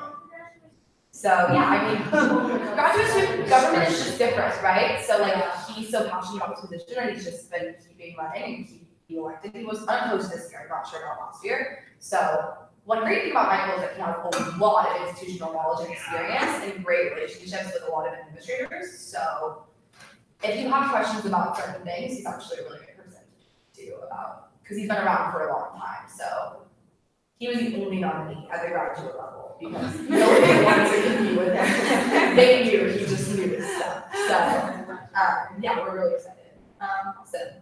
So I'll pass this around, go and look at it, if you have questions, I have notes. I just wanted to show you something to talk about. Yeah, sure, Dr. I just wanted to make a comment to give a little clarity for the ARC process in regards to the unstipended positions. All appointments are supposed to go to ARC, but those that are not stipended, you can send just their resumes. They don't need to be interviewed. Okay. ARC reviews the applications, resumes, and has the authority to decide to send it forward to council or to ask for an interview. So if they have concerns based on the paperwork, they can choose to interview, they don't have to. But all positions, regardless of whether they're presidential appointments or appointments made by any other council member, do need to send it, even the ones that are consent items, need to send to ARC the applications for review. And we can approve still just based off the resume. Yes. Yeah. Yes. Sorry, that was. Oh, one last thing I forgot to bring up. I don't know if y'all were aware, but there is such thing as the UC Women's Caucus that Heather Rosen helped establish when she was president, or with some other presidents as well. And there was an inaugural conference, 2016, I believe it was my freshman year, here at UCLA. There was one in 2017 at UC Irvine. And this year's Women's Caucus Leadership Conference will most likely be at UCLA. So I will let you know once we get my confirmation, but I've been working on a proposal with Michael and with my team, so it will keep you in the loop, but we're trying to make it like really, really large this year. I don't know if you've heard of Own It, which USC does, but I didn't want it to be as big as that. So if you have strong opinions about what you would like to see, not like to see, please let me know.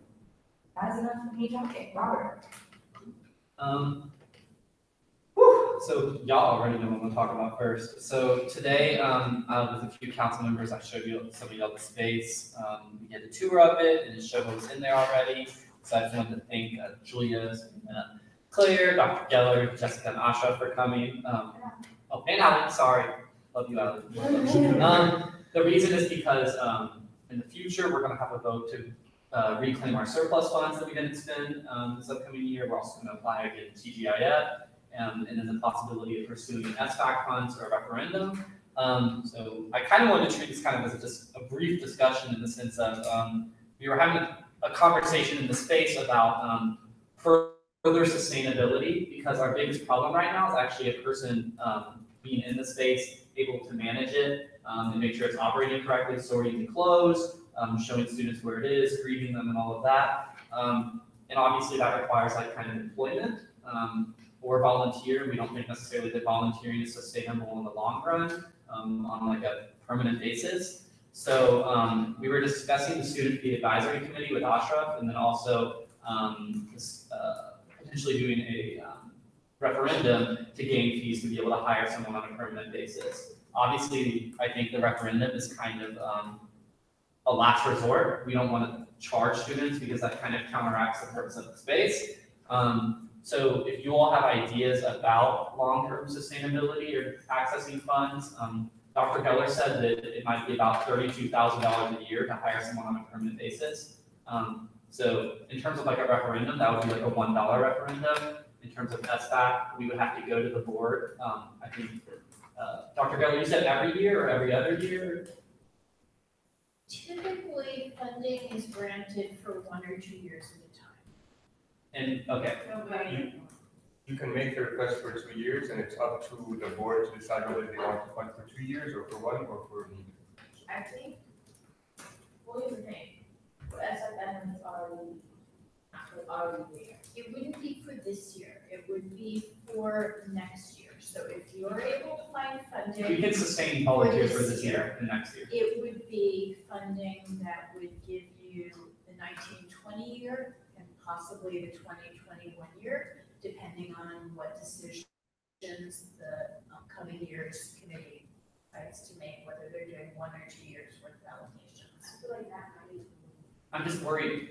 My concern and what I want y'all's input on is, like when we're all gone from campus or anything, and it's left to that fund expiring, what if you all have any suggestions on proper mechanisms that would ensure that we could apply and get that funding in, because I'm worried that, say something happens where we don't, then students who are dependent on that space for clothes or whatever, school supplies, hygiene products, won't be able to access them then because of that. I feel like if you present it to us that's already there, and then not even in there, but you apply to us right now, that way you can be strategic, and intentional and actually more impactful with a referendum if that's needed. Because we know the referendum is listed last year. There may be, like, because again, like, we're close to the people, like, it's only been reversed. And I think what I'm saying is that if we find it as having not considered it, we all did last year more times that we create it. Because I mean, ultimately, unless you're gonna get private donorship, like student fees and referendum may be the way to go. But in terms of making sure that it isn't happening, making sure that it like adapts to like the values of inflation, like what do you make sure like that's now if you have a thing is okay. I would all be good. Yes, I think for a proposal, securing yourself 2 years isn't a bad thing. You feel me? Yeah. Like that's not a bad thing. Then you can build, because then you have like if that's how the proposal, right? Let's say it's only a fraction of the way that you're asking for, right? But it's something. It buys you time to really build a force of students that would carry too much beyond you, and you can still facilitate like many different people who are out like this, still have connections to use the campus to facilitate and ensure that they listen. And you can be strategic, you can do more, you can do research on like all of the referendums and like where it draw connections between what they feel like, oh, they should add this, whatever. As recent as this was just a referendum to the pledge, to take care to all the different referendum and make yours really impactful. And you can probably even include different parameters that you even think about the first part. Because part of referendum is that you need a substantial amount of students to like sign up to make sure that it's actually on the top. And we have very accessible resources in terms of making it accessible. Caitlin, maybe national in terms of international student, or even specifically just like folks like Chad, Susan Martinez, like Richard White, and Vince, like, and many other people can come to sign or for care, play, or tweet, or Miss Marshall.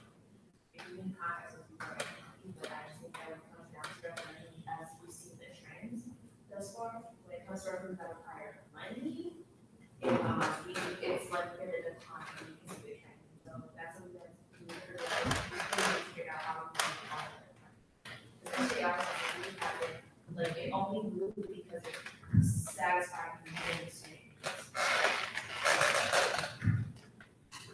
Yeah, the idea of who's gonna be in charge of the space the years after we leave is something that Zara and I have been wrestling with even before we got the space secure. So I think that, or I'm wondering if it could be like mandated to one of the offices. Yeah. Because I feel Zara and I did talk about like what if it is mandated under FAC or like something like that, because the space is kind of funded by TGIF, and there's any way that we can get. Well, TGIF funds the but the surplus fund of the space for now, at least, but in the future, if it is funded by TGIF, that would make sense.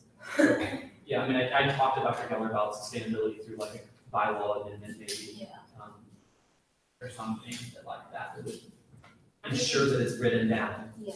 Moving forward, is it that you want to be under IGT, or just like? I don't care as much about which office it's under. I care about it surviving. I care about me leaving campus or Julia leaving campus or somebody leaving campus and then it's gone, And I think we're mutually concerned about that. So I don't really care whose office it's under. I care more about being under an office, I guess.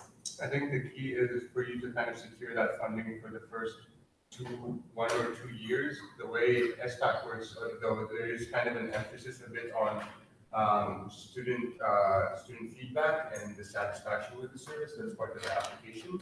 I don't know if you're going to be open in fall quarter, but if you are, and if you can get some of that data, it always corroborates kind of the proposal.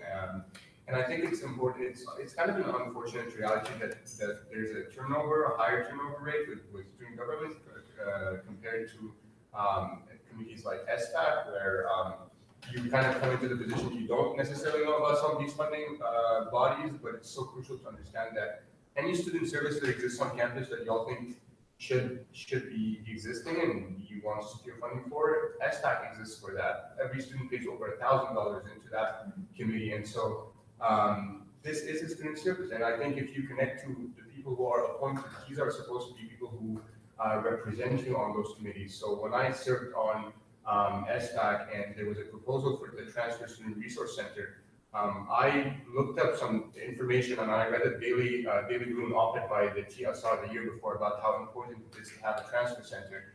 And I used my voice, I connected with people in student government to represent them. So it's important for you to build these connections with people on these funding bodies and not to think of them as as different from you. Ultimately, I think they really value input. That's something that we highlight very strongly on that committee.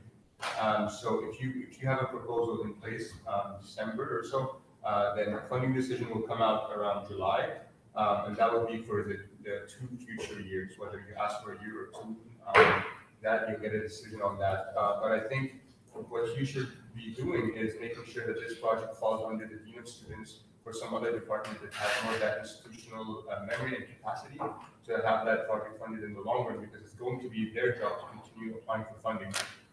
Whether it's permanent funding or not, that's a decision that is going to be made exclusively by SPAC. It is up to you whether you want to reach out to the chair and kind of emphasize that you are seeking permanent funding and you would prefer to apply for that as opposed to the normal temporary funding that is usually allocated.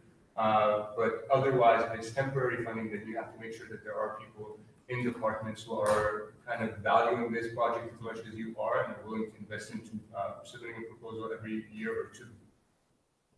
Dr. Doe, you said it was impossible for SFAC to be done on a permanent basis, in this capacity. SFAC tends to, when in the years where they are allocating permanent funds, which isn't every year, they tend to prioritize non-student positions that already exist, where there's policies that limit the number of years an employee can work without getting a permanent job.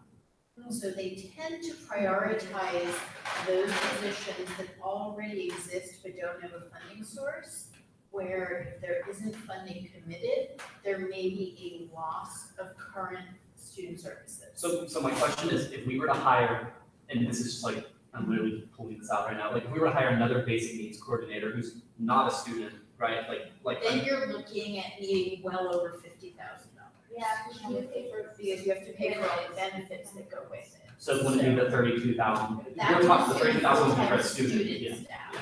Right? Okay. If you had 40 hours a week of student staff, you could do it at about 32, 33. If you wanted to have a non-student, you're looking at somewhere in the $50,000 to $65,000 range to cover the staff and the benefits. Yeah, because so project coordinators who are full-time faculty for access projects on this campus, their annual salary is about $49,000. So kind of like on target for her, what she's saying, and it really actually costs $65,000 to take care of them as a whole. Because there's just a budget for their dental and their medical. And also with that, it's just like talking about a limit, like if the permanent position, but there's a limit to which or how often this person deserves, like 3 years as max. So it still wouldn't be permanent So necessarily. for instance, you can't hire her for the rest of your life under this. Yeah. You prepare for 3 years and you decide on another person. And because it's 3 years, she would have to reapply. Of course, there's things that you can have to implement in place to figure it out. You can construct hiring. Students can do that. That's what I've done. I've hired full-time faculty on an annual position before. So it's not so much as keeping a person as keeping a position. It's just keeping a position, which is all possible. You just have to make it mind so that it's doubling it. It's basically just Is the trade-off of doubling it and getting that better than, and ensuring that it's permanent, that position, better than having to go back to a board who at any time could say no? Is it 2 years from now if we reapply again and for some reason they say no? Well, then it's that. right? That like ruins that accessibility. Yes and no, because here's the thing, to give you context, so like SFAC does allocation. So for instance, like, education as like academic as well as programs office also like applies like SFAC allocation. Yeah. So like, obviously, it's very complex, right? But then there's like, SAC. What are you telling me to do, right? So like, they still apply to SFAC. So like, they obviously make it here. So it's not necessarily like that they SFAC won't allocate. It's just kind of like, so it's all very positive. Typically, permanent funding doesn't go to something unproven. Yeah. It goes to convert something that's had temporary. For the Which is the first request, you're likely to have more success if you're requesting temporary funds. That makes sense. Doesn't mean that in the future, it couldn't be followed up with a request for permanent funding when you have assessment data that shows you. And that's what we're doing with the iPad, and there is integrated the survey that says what students need to talk about their people when they came in, what we didn't have to. And Julia's office is actually going to take leadership on hosting a committee roundtable of some sort that is used to talk about them. I feel like SFAC is probably you're going to talk about like referendum. This is right. It's like the main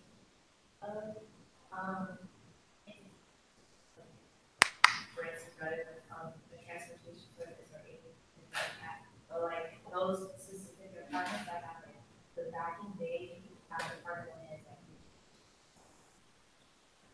all you need is like support. And like referendum, for instance, where we go like committees or like things that are like these are like more like student grant. And also like I think that's why like, unless you're trying to like we should kind of pull up our exercise as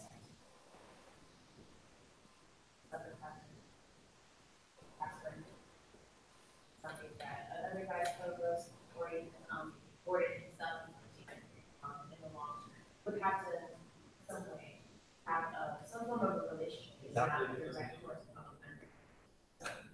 Also, I gotta catch this.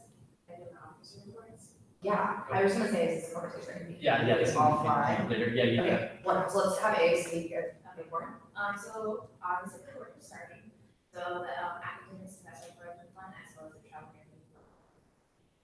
And it's gonna be a math space with those, because I kind of got that information, so no more just Instagram.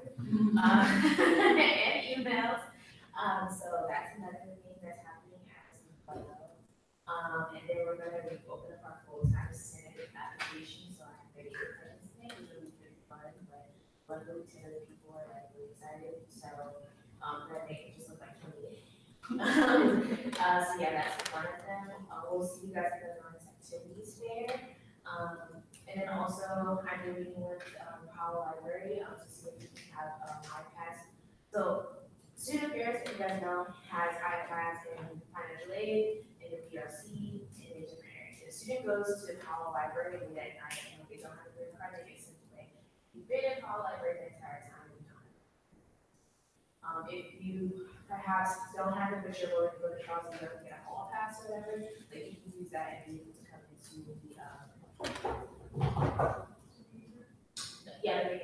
And so I'm basically tapping into the academic budget, which is only just about $2,000 for that entire thing, to make sure that there's an iPad in the Hall Library, so that way students don't have to be turned away, but also can use what they're saying in what they're saying. And this is mostly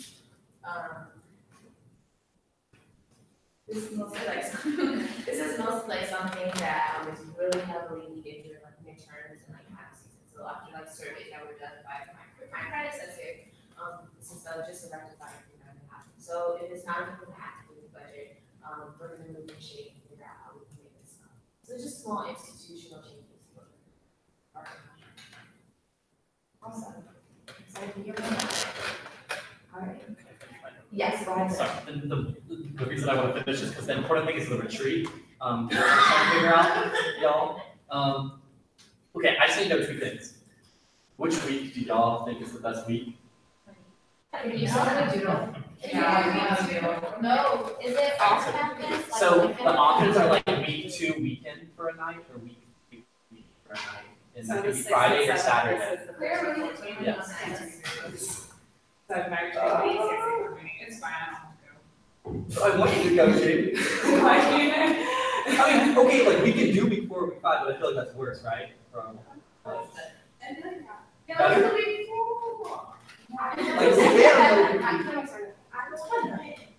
Okay, I'll send out a doodle. I'm sorry, I don't know why I asked that like that. The last thing is, Jessica, I just need to know how that access that like $3,000 or whatever, because nobody in my office can afford to preemptively pay it and then get reimbursed. So Yeah, somebody knows about that. yeah, that was Alex. He's my director for like all of that stuff. So can he somehow get like a cash advance check of that and then do something like that? Oh, I have it. See, I can meet them and I can help him walk through that. Okay, because we can't book anything until we have that money, obviously. So that's why we're waiting, and that's why also before we thought might be better, so we had more Airbnb options. Jamie, I have a question. Would you be able to do before week 5? We'll figure out everything. Okay. I'm sorry. Yes, you're good. The last thing is platform 2 with outreach to student organizations and everything. Kimberly and Fernando have been in communication with Queer Alliance for October with Pride Week and National Coming Out Day. It's super important to my office. That was the day I came out, and I'm trying to like really get involved with that and make sure it's publicized and everything. Did you Pride Week in the spring or when? Sorry, Pride Week is in the spring. National Coming Out Day is October 11th. Okay, because I'm like, October? No, and yeah, Nadir's office is heavily involved with all of this too, so she knows. Anyways, if you all want to be involved with helping like our office and everything, like, all of our offices can obviously support this, just and like publicize this, just please let me know and reach out to me and my directors. Other than that, I'm good. All right, so had a UCSA conference last weekend, passed a resolution in support of ASME's labor union demands. Also thanks to all of you for signing on to Slaps Our Chance to Walk. We got the whole council, thank you. And then also, so the federal government was looking at revoking the $5 million that like I had worked really hard with CalPERS to get allocated to open source textbook creation, and so I worked with them to get UC leaders from UCSA and the Council of Presidents signed on, and we only had one day to organize around this, and we ended up getting 72 students from across the country to sign on. The funding seems pretty secure right now. Which is great because I worked on that stuff for very long. That was so great. And then for UCSA board meeting last weekend, we're finalizing our campaign goals, and one of our organizers is going to be presenting next week at the meeting to kind of talk about where we're at with that stuff. Election stuff. UCSA has created a voter guide that I'll be getting tomorrow that we'll be handing out as part of. It won't be part of Bruins vote because it talks about propositions and like UCSA stances, so we'll be handing it out as like an EVP specific thing. Big priority is Prop 10, which affects rent control. It repeals the ban on rent control, so it repeals Costa-Hawkins. We're going to be kicking off the UC We Vote campaign, so our goal is 100,000 vote contacts. We have a text to join number, so you can text this number, you'll get a text from me, and then you'll get updates on when the voter registration deadline is, when the election is, where your polling place is. I'll send it in the group feed, but the number is like 562-850-1721. So share it with your office, on your page, text it yourself. Please like blast the hell out of this number. This is like one of the big ways that we're getting to that 100,000 vote contact goal. National Voter Registration Day is Tuesday of Zero Week. We have a competition with USC to get the most pledges to vote. We're also going to be shooting a campaign video that day. So like I know someone that's a professional videographer that we hired, so it's also likely going to be used in like future years at things like Welcome Week to encourage people to register. So it should be super fun. You should volunteer that day. We need volunteers. Like we need lots of volunteers. I'm competitive as all hell, and we need to be USC in this. So in the group meet, I'll post a 0 week sign up, and so it will be dope if y'all can sign up, especially just for National Voter Registration Day. Also share with your offices. We're also doing stuff move-in weekend if you're feeling really motivated about voter reg. Also, so we're organizing a viewing party for Election Day, so we're working with Res Life and CPO, and there's a nonprofit called Civic Nation that gives grants as part of their #VoteTogether initiative for parties at the polls. So right now it's looking like we're gonna get about $2,500 to just throw a party on Boardwalk next to the polling locations. So I'm thinking, I also have like hookups to like some LA performers. We're thinking of like booking them once we get secured this grant funding. If anyone's interested in like joining, making this even bigger, that would be super dope. Also, so there's going to be the central polling place is in Ackerman again, but it's being expanded also to like off-campus people. So if you're in Westwood, you'll be able to vote in there. Unfortunately, we don't have an MOU signed for automatic voter reg, so the whole like pre-population thing on my UCLA isn't going to be rolled out in time. So it's just going to be, at least for right now, for the next couple weeks, it's going to be focusing on paper and online links. Regents stuff. UC Regents meeting is now Tuesday, Wednesday, and Thursday of 0 week. Yes, and so many things on this agenda that another day. So I'm working on a form to sign up for public comment. My executive office is combing through all of the materials that they posted because there's a lot, it's overwhelming, and so we're gonna have like 1 to 3 sentence summaries of each of the documents they put out, so you can actually fully understand like what it would be good to do public comment on. So we'll hopefully have that out by Friday. We will have that out by Friday, maybe sooner. I'll send that to you guys. Also, Tuesday night of 0 week, we're going to do a teach-in about like who are the regents, like what are their powers, what are they talking about in this meeting on Wednesday and Thursday. So that's going to be Tuesday from 6 to 7. You and all of your office are welcome.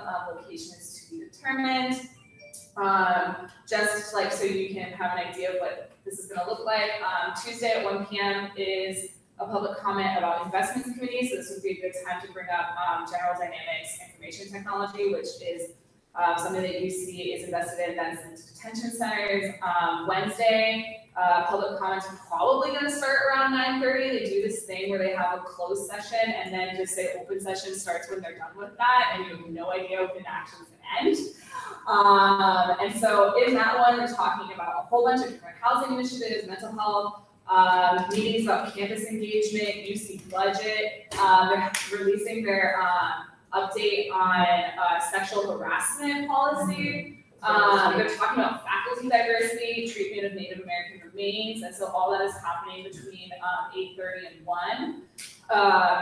So that's when all those meetings are starting. And then Thursday, they're going to have health services recommendations, and then public comment is also probably happening somewhere between like 9 and 11. I'll post a link to the Regents meetings if you want to come through it before we give out our report, but you will have more information about that by Friday. So yes, summary, lots of voting things happening. Hit me up if you want to help throw a party, sign up for National Voter Registration Day. Please come to the Regents meeting and help me out with them. Can you do like a prop 10 to redundancy thing? Because I spent like 15 minutes trying to understand it today, and like all these different sources say yes, and all these different sources say no, and I don't know where I'm at. Yeah, so I mean, UCSA's official stance is yes. I haven't had a chance to like actually come through the language of the proposition yet, so I can't tell you exactly like what everything says. But essentially, like Costa-Hawkins is a measure that puts a lot of restrictions on where you can do rent control. Because there are like a couple of like ordinances that are able to get around it, but for the most part, in the state of California, it's very difficult to have rent control, and so the idea is to repeal it, so that way, like municipalities can decide if this is something that's like good for the community, and then have the ability to enforce rent control if that's something you want to do. But I can get you like more like of an actual write up. Would it be something that we would be able to distribute like as staff, like post it everywhere? Yeah, definitely. I know that there's a small blurb, like, because it's like a big bullet point on our voter guides, and so I can send you guys a picture of that tomorrow when I get it. And then if there's more information that you want about it, we can work on it. Good. Yeah. Thank you. Okay. Lock them up, so thank you. Yes, thank you. Fat. Yeah, so fact appointment application is still out. I'm not sure why, but the numbers are pretty low. So if you can get the word out, that'd be great. Especially for TGIF because we do have a funding round on October 5th. So those positions need to be filled in ASAP. Please do what she does. CC. Yeah, so since the last time we met, the secret's out of the headliner, like whole lineup. I don't keep secrets anymore. Ticketing started today, and I mean, CTO tried. They put forth an effort, and I think that it will hopefully go through this round of ticketing this year, so it's well, I'm trying to for tomorrow, and then 200 starting on Thursday. So yeah, I think we'll see it better. Aside from that, there's a CEC has going on. We also have a film going on today. Coming back, really incredible school at Sunset Rec. But then actual annual programming, we have a week of Bachelors of the Hour L'Oreal as well as movies. So it's in James Bridges. It's always really nice for those great to watch these from like the giant half the movie screen. So that is October 3rd. October 8th, we have the Bruin Film Society with programming Screen First Man, which that's the movie about the first man on the moon with Ryan Gosling in it. And Claire Foy is also in it. And then I think this is called Can You Ever Forgive Me? I haven't heard anything about this movie, but we're screening it with Melanie. I don't know if that one, I don't know if I've heard. But the other two, definitely going on, and AF. Thank you. Bethany? So could you strike my Officer Ramon? Yeah, sure. So I can't even remember the accurate title. Cat. Okay, so I'm gonna skip for batch data. Cat is doing a music festival ticket giveaway to 88 Rising. It's like a music festival that's hosted by the East and West culture. So most of the artists are like influenced by Asian groups. All you do is like and share. You can bring a friend because it's 2 tickets to be with. We're hiring for a long time. We're just gonna ride this wave. We're doing a board retreat for the first time in a really long time, so we that'll help. We're doing we're in the process. It's a lot. Of doing Moonlight with the history, Moonlight with Room Film Society, and then also Black, and then also Black with the Q, and then also the African student union with the specific branch that addresses like sexuality. So you guys are going to do the movie screening and then have a conversation afterwards about masculinity and communities of color. We're hoping to do it during Pride Week. Pride Week and Ashton County. I've heard a lot of emails and there's a lot of planning. I'm very short staffed right now. So yeah, that's that. I think that's everything. Please participate in the ticket giveaway. There's only 55 people entered right now, so your chances are good. And Lou George was before because Ryder is taking the MCAT tomorrow morning, so sometimes it's love because I just really couldn't do the MCAT. So. Okay, administrative reps.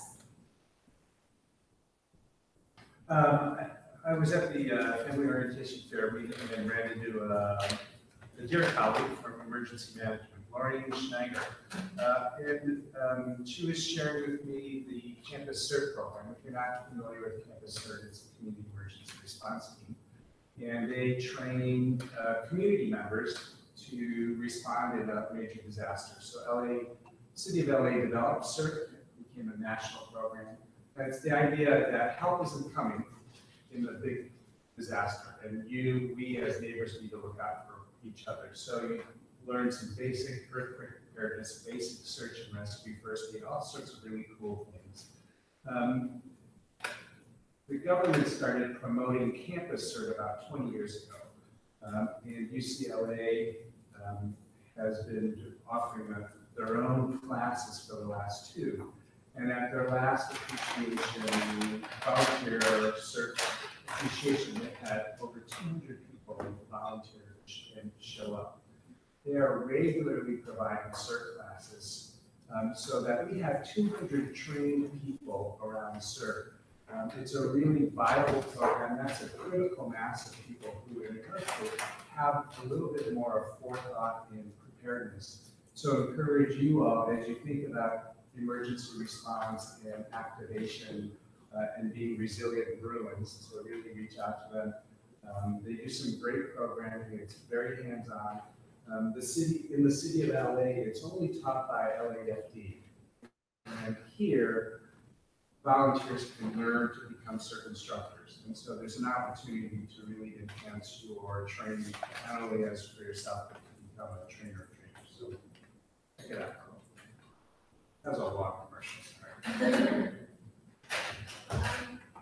Commercial of a different sort. I was at a training recently with the registrar staff, and they said something that I hadn't heard before, and I didn't know if students have really heard. But what they said was if enough students use the class planner function, that data gives the registrar information about how many students need to take specific classes in various quarters, and it helps them make sure they can assign large enough rooms to accommodate the number of students who are planning to take classes in the future. So I thought I would share that because that struck me as something that was interesting. They were interested in having more students use it so that they can allocate the large rooms to the classes that people are having a harder times getting into. So like where do you enroll? Right, they're saying if you were to sit down and go through and plan out your next 3 years as a freshman, that then they would know, okay, in this quarter, we need to find a larger room because there's this many people who are planning on getting that class in that quarter. It's like the future class planner function, right? You know, we usually do that every quarter, like by what they want and by, so they can start planning supposedly. Interesting, I didn't know they really took into account that. Thank you. So we have parking permit applications for fall quarter that we just received today in my office. So if you all want to send Claire your names, she can add you to the sheet, and pretty much once you're on the list, you can come to the window and pick it up. It basically just guarantees that if you take that paper to Parking Services and pay for the permit, that they will give you one. So it's the standard rates for blue and for yellow, and there's a dedicated allocation for USAC specifically. So generally we like to, allow the first week for only council members, and then after that, you have staff members that need parking, you can have them, but at least give yourselves a chance to get a permit if you need it. There's, I think, 6 blue permits available, and then there's a higher number of yellow. They're all in lot 4. So that's the only thing, we can't change our lot allocations, so it would be for lot 4. And we did have a bit of a cut back in our lot 4 yellow permits. So they're a little bit less available this year than we had last year.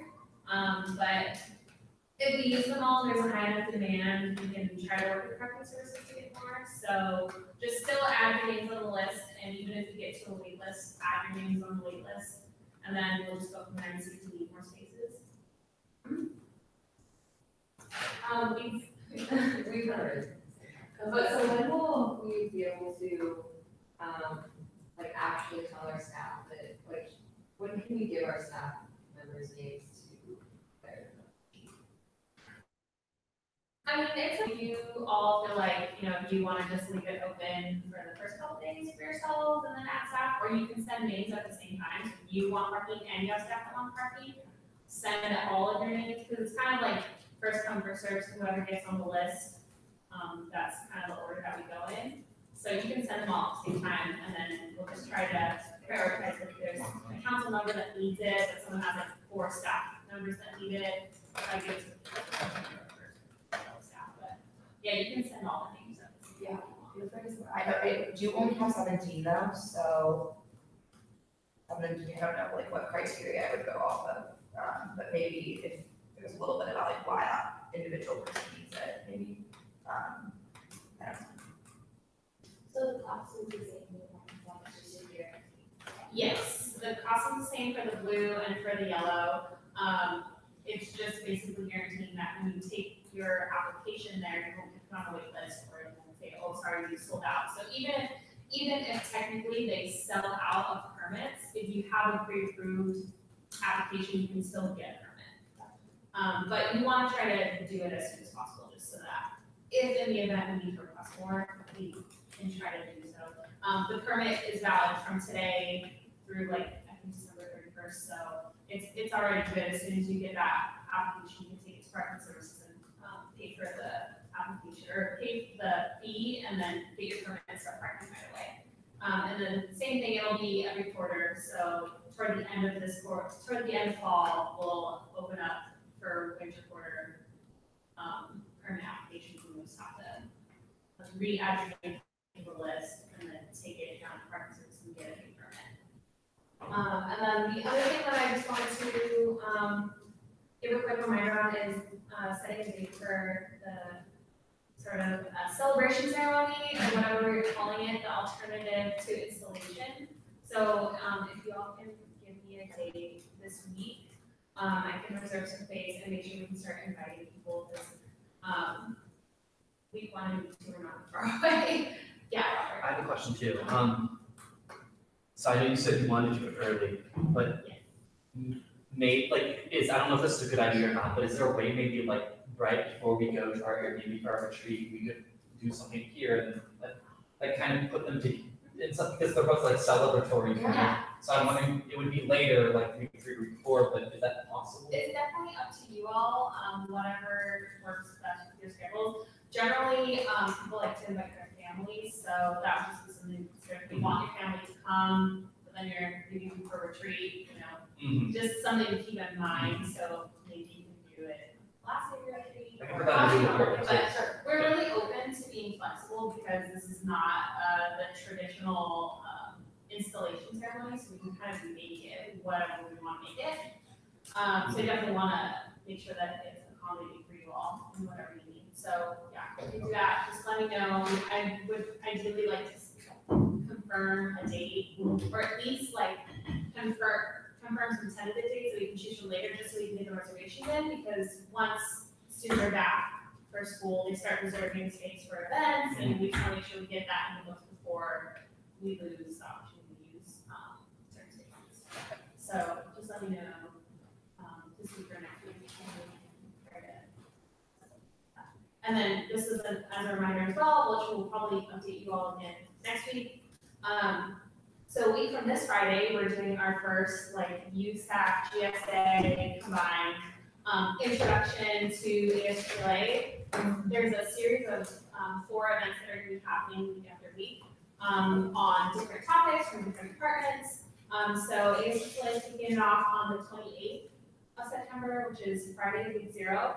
Lunch is provided, so please, if you can attend, if you absolutely need to, you can always send a proxy, just so that someone's there to get that information. But it'll basically be everybody that works within ASUCLA that would, help you with some either service or event planning or accounting. We're going to have a variety of different topics we're going to go over, and then there's other themes for the other trainings, so they're all good to attend, just to get information, also make connections with people. So again, we'll try to remind you again next week, since it'll be that Friday, but just to put in your calendars. And it's from 11:30 to 1:30, I believe, in the afternoon, and we're providing lunch, so. Made my calendar. Yeah. Thank you. Okay. And with that, we're going to move to contingency. So Ryan's not here tonight. Some things going on with his car and his family. So he asked me to read contingency, if that's all right for you all. You should have had the matrix sent out already, but this week, 9 groups, non-USAC groups applied contingency. The total required was $10,444.70. The total requested was $7,935.74, and the total recommendation was $3,248.08. Are there any questions, or is there a motion on the table to approve this week's contingency?